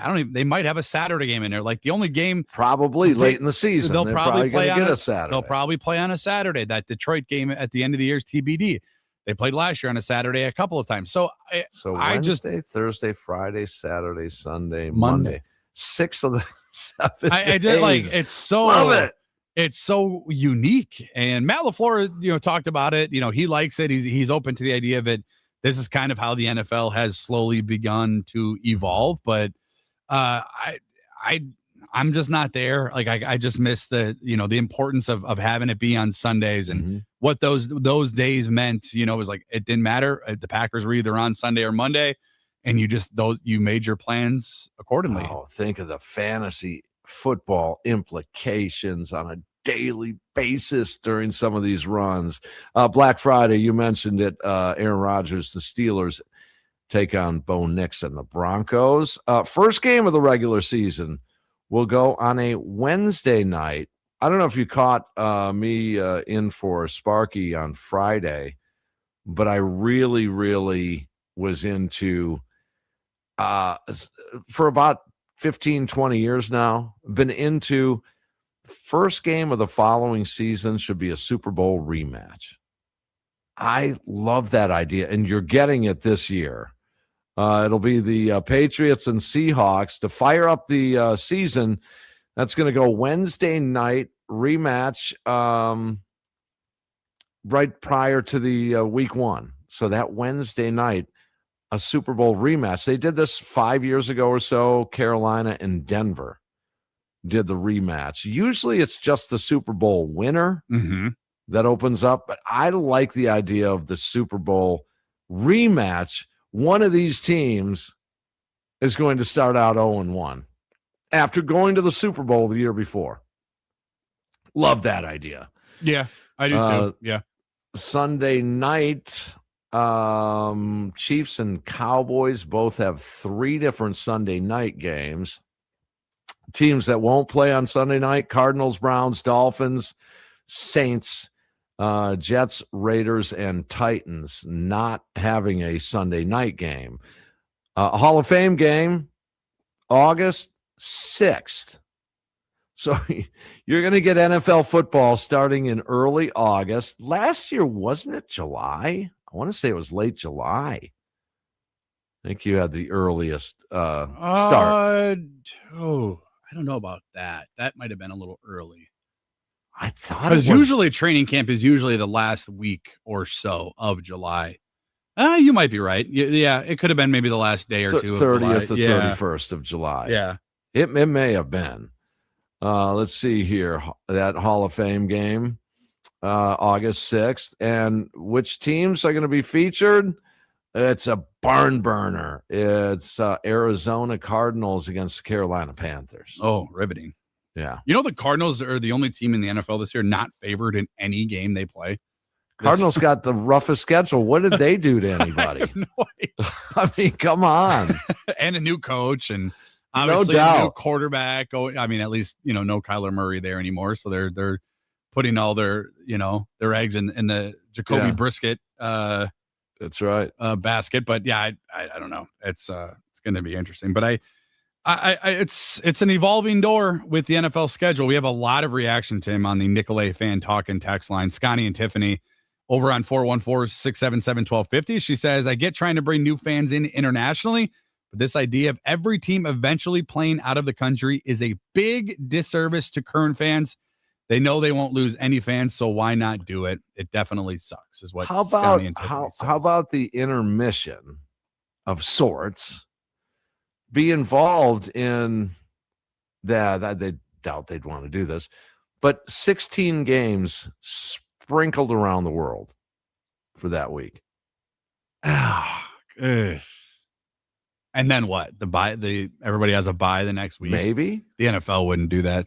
They just don't like my idea of having an intermission. They don't like your idea. But the other thing too is like they're going to come to a bit of a crossroads. We talked a little bit about Major League Baseball and the CBA.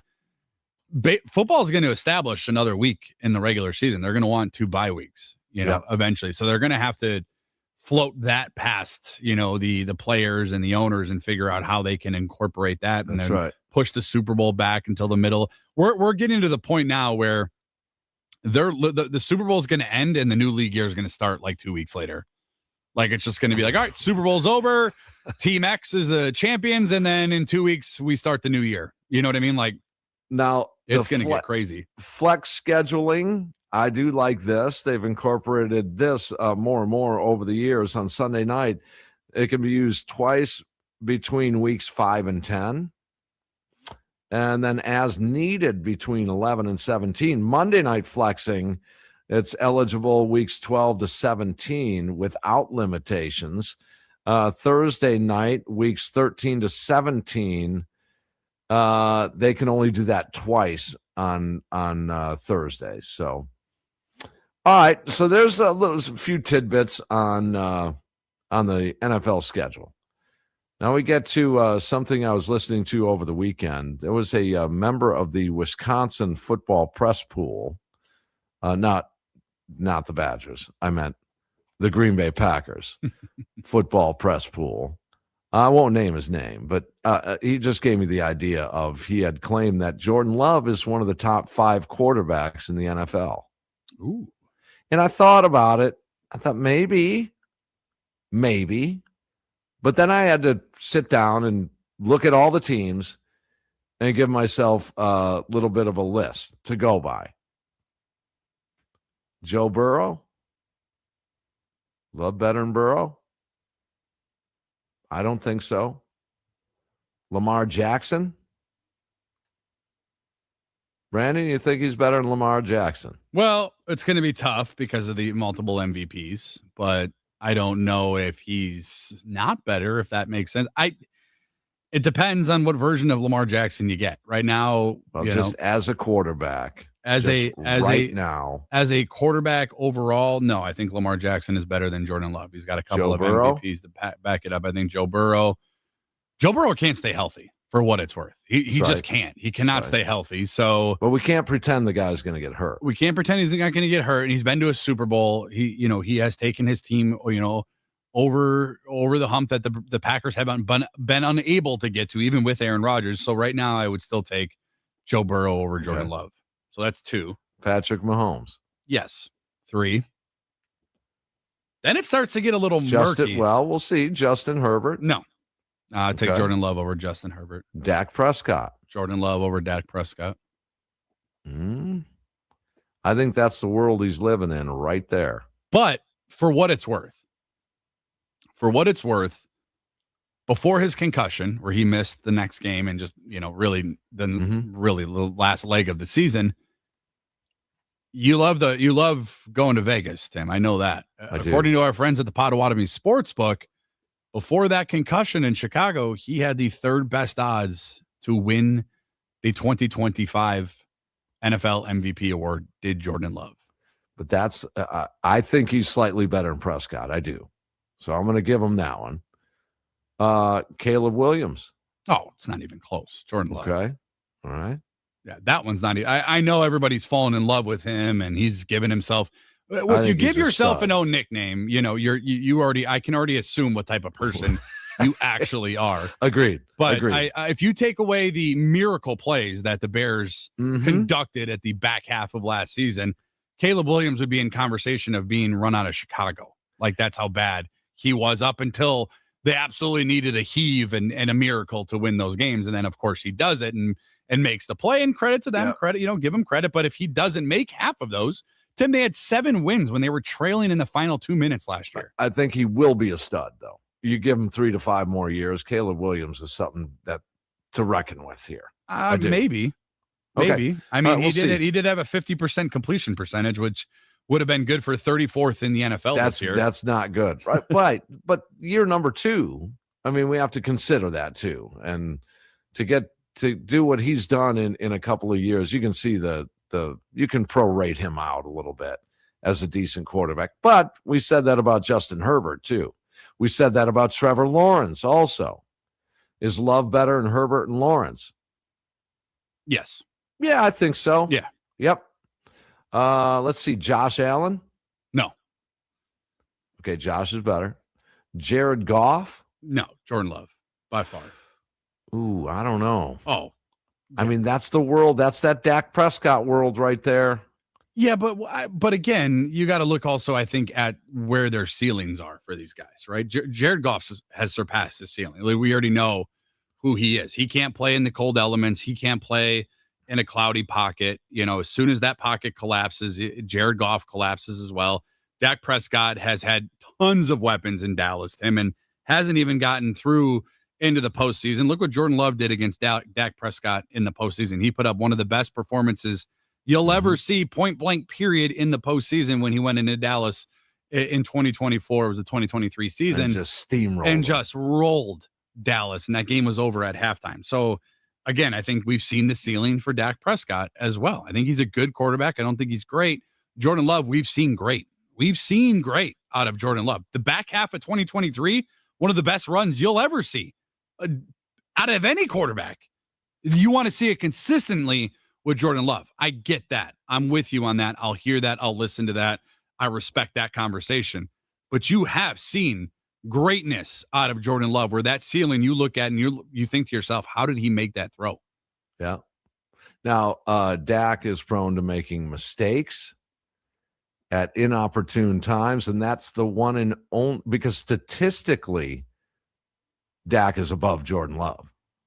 Yeah, you can point out a completion percentage, maybe he's got more, quarterback rating, but if you look at your basics, Dak's a stat guy. He's just a stat guy. All right, real quick, Jaden Daniels. No, Jordan Love. I think Jordan's better. Yeah, Matt Stafford.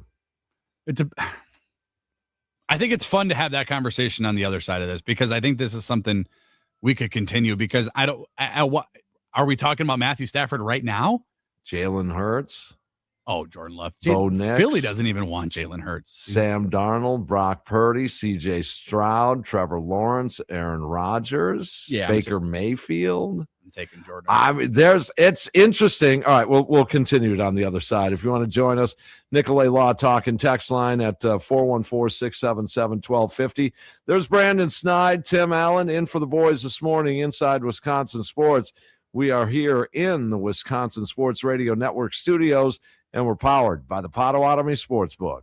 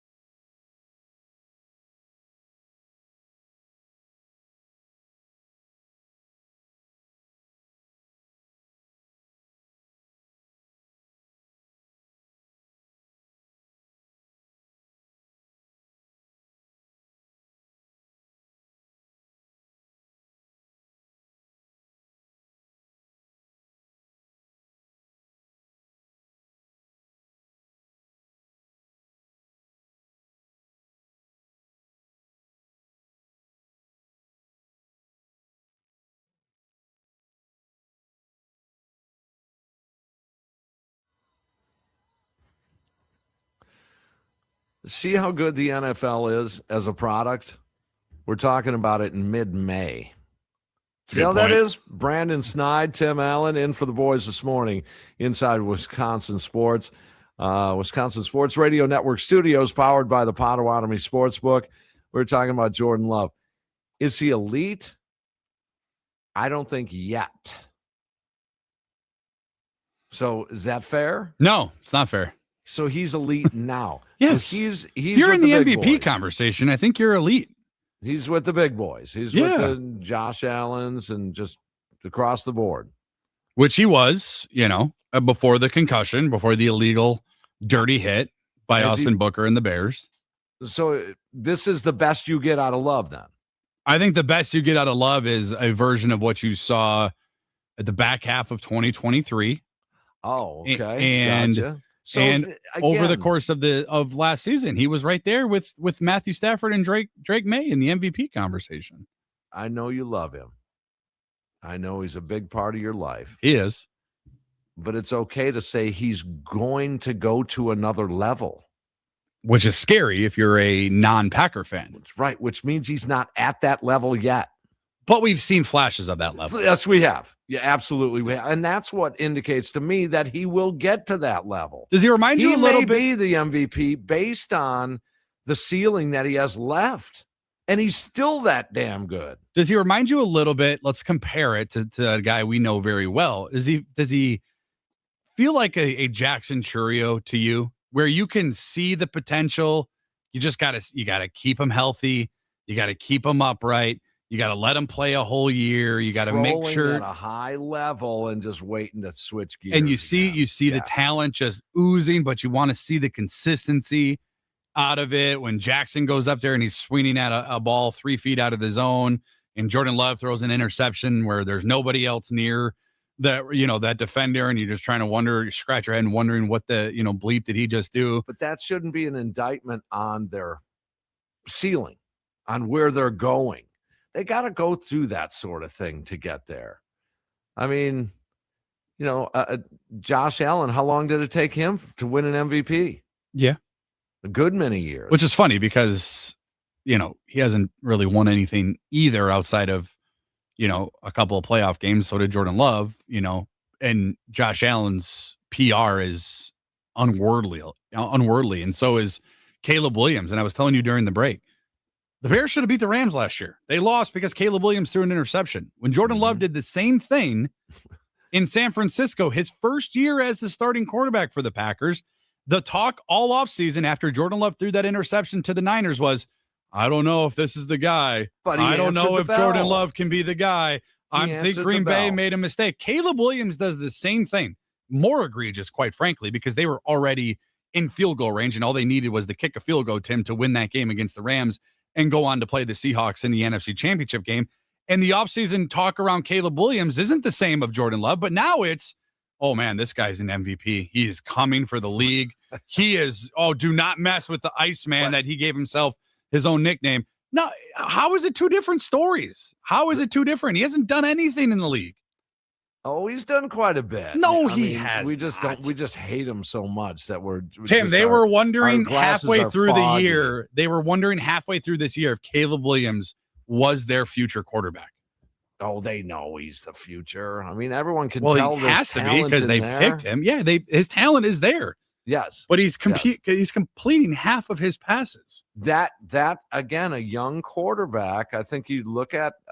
I don't have the stats in front of me, but I think if you look at a lot of these elite quarterbacks, their first couple of years, they don't just burst onto the scene. Him and Jordan Love are the same age, by the way. Who's that? Caleb Williams and Williams. Jordan. Yeah. Excuse me, no, Jordan Love is a few. My bad. I was looking at the wrong stat. He's only a couple of years older than he just turned 27. Jordan is a lot younger than people think. He is, and that's why the ceiling is still there. That's just a matter. I think Jordan Love, if he doesn't win an MVP, he's going to be right there where we're going to be pissed that he didn't. Mm-hmm. Right? That's how good he is. But is he elite now? Not to where he's going. I just can't put him in the category. So who's elite? Who's elite for you? Mahomes? And how do you tier it off a little bit? Like, how do you? Where's the breaking point? And how do you measure it? Right. How do you measure it? Is it statistical information? Is it longevity? Is it, playoff appearances? Is it a Super Bowl? Because like Matthew Stafford just won the MVP, but would you take Stafford right now over Jordan Love? Right now? For one season? I don't know. Sure. Could be one. You I would may take you Matt may not get Stafford over Stafford it. for a whole year. You might not get anybody for a whole year. Yeah, no doubt. But so based on this, I got Jordan Love as somewhere around the 7th or 8th best quarterback in the NFL. Just now. Talk to me at the breaking point, the halfway mark or something. Because Jordan Love has a ceiling where Dak Prescott, you know what you get out of him. There's no way he's going any higher. That's just, he's plateaued. Same with Jared Goff. They're there. They're good. You can't say they're bad quarterbacks.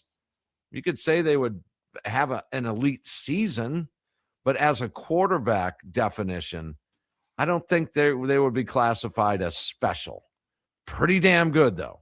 Is Jordan Love in that ballpark right now? Yes, but he's right now in the passing lane.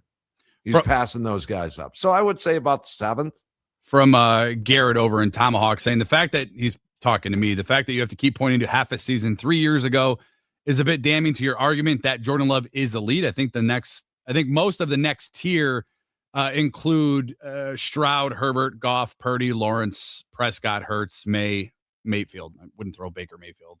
Wow, Baker's still pretty darn good. I think we've exceeded that train though, and he showed you like who he is. He's a very high quarterback at moments and a very low quarterback at moments. I think Brock Purdy is a guy that kind of goes under the radar a little bit, kind of does the job and gets it done. At all. Justin Herbert has all the tools and he's the ESPN machine, but like, what has Justin Herbert ever done? Exactly. No, I'm with you. I'm with you on that. Trevor Lawrence is a little curious to me. I thought he was dead in the water there for a little bit, and then he comes back and he's looking pretty good lately and still fairly young.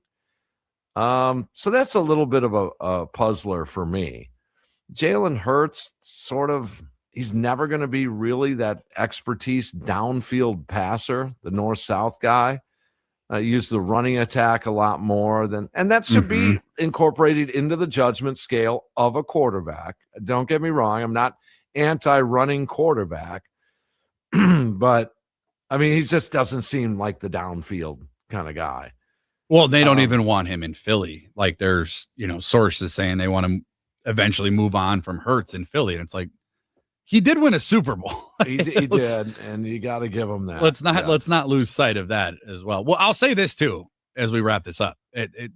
This is some of the best talent from a quarter. Usually, you get 3, 4, 5 maybe guys in the top. Like it's tough in these days to be a really good quarterback in the NFL because there's so many of them. There's so many talented quarterbacks in the NFL. It's evolved in such a great way. Yeah. And the other thing to remember when Jordan Love was coming through the college ranks, look at the different O coordinators he had. He's had to adjust almost every year leading into Green Bay. Finally, you get him solidified here 3 straight years. That's going to pay off in that LaFleur system. So, all right, we'll talk to Rami on the other side here, see what he's got coming up. I'm sure a lot of NBA conversation. Oh, I'm sure. When you need to be up to speed on the NBA, it's 9 to noon with Kuhn, among other things, that's for sure. So we'll get to Rami on the other side. Tim, Brandon, we're in for the boys today inside Wisconsin Sports. Here we are powered by the Potawatomi Sportsbook.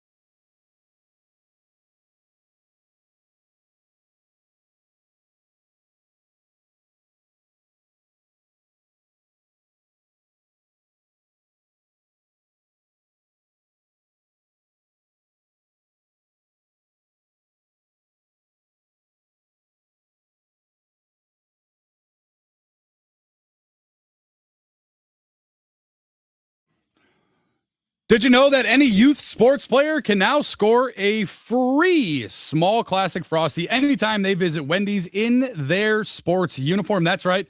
Just stop by after practice or with your team after a game. Get your free small classic Frosty. Tim, I know you love a Frosty, but if it's free, I mean, who doesn't love a free Frosty? Yeah, we do. We do. So take advantage of that with today's economic times. We'll take free anytime we can get it. Final couple of minutes here inside Wisconsin Sports. Trevor and Josh back soon. So stick around for that. We're here on the Wisconsin Sports Radio Network studios, powered by the Potawatomi Sportsbook. Where does Potawatomi have those MVP odds now? Just to finish up. It's a good question. Let me pop that up. Yeah. That conversation. We'll talk with Rami Makloff in just a couple, right? Yeah, you will. I will. Yes. You got Rami now for the next 3 minutes. we do. Rami, how are you today? More important how you are, Timmy. I figured I'd get that back. What do we have coming up on the show? Oh, jam-packed show, Tim. We got a big series starting tonight. I don't know if you heard about it or if you talked about it at all on the show today. I would prefer that they just skip this series. See, I don't like that. And I'm Brandon and I we're kind of seeing eye to eye on this. I think I made the proclamation a few weeks ago that I would prefer never to see the Cubs in the postseason ever again. I mean, even though they won that series. Yeah, I don't know why you'd be skittish about this series. Like, you guys have been on the right end of it more times than not here in recent history. End the season in any other way than a Cub loss. Yeah, but you didn't end it with a Cubs loss. I know that, you just but don't I just want the to possibility of it. The chance of that happening is just it affects my health. Yeah, and you're not the only one who I've heard say that, and I don't like. It sounds like you're scared, and I don't know why. And I'm not saying that to talk trash. I'm saying no, I know that. I don't know why you would be scared. No, I understand in this matchup, in this series between these two teams, and they ended the Cubs season. Yeah, exactly. So what's the problem here? Just that heartbreak would just be too much. And you know what? The possibility is there. And honestly, it's probably at some point going to happen. I would think. Just law of averages. The odds probably say at some point the Cubs end up on the right side of this, but they haven't for a while now, for a long time. Tim, I remember doing the post-game show with you and Sparky when the Brewers won game 163. Oh man, yeah, and it's pretty much been all Brewers since for the most part. It didn't end the Cubs season. No, it didn't. They still went to the playoffs that year. Yeah. Right. Yeah. Right. So that is a big series coming up, Rami, for sure. It is. I mean, it's as big as the series gets, in mid to late May. I'm curious why Miz wasn't lined up to go game one. It's Brandon Sproat. Yeah, I thought he was lined up to go game one. I thought that's what this was all lining up for until I saw the probables for today. And I don't know what happened or what maybe the cramps are, or I don't know. They just wanted to push their starters back another day. Okay. So they gave a Robert Gasser spot start yesterday. So this is the game the Cubs would probably, it'd behoove them to say, man, we have to get this game. Yes, it gets more difficult after today. It does. However, if the Brewers come out with a victory, you're looking at a potential sweep. And Wrigley. Could happen. And the White Sox and Cub fans together over the weekend where the White Sox took 2 or 3, and they're chanting Green Bay Sox at the game. It's just crazy. That's one thing all of Chicago can get behind. The Green Bay Packers are relevant in mid-May in Chicago. And we'll talk about this series throughout the show, and David Hall from our friends down at the Score joins us. Looking forward to 10 that. o'clock. Thank you. Yeah, appreciate it. Good dude. All right, so good deal, Rami. Great seeing you, I'm glad to hear that it's more important how I'm doing. So much more important, Tim. All right, you have a good show. It's 9 to noon with Kuhn, but it's Rami. Yes, no Kuhn. Okay, yes. Very good. Thanks for listening. For Brandon Snide, my name is Tim Allen. See you tonight after Game 1, Brewers and Cubs. Enjoy your day, everyone.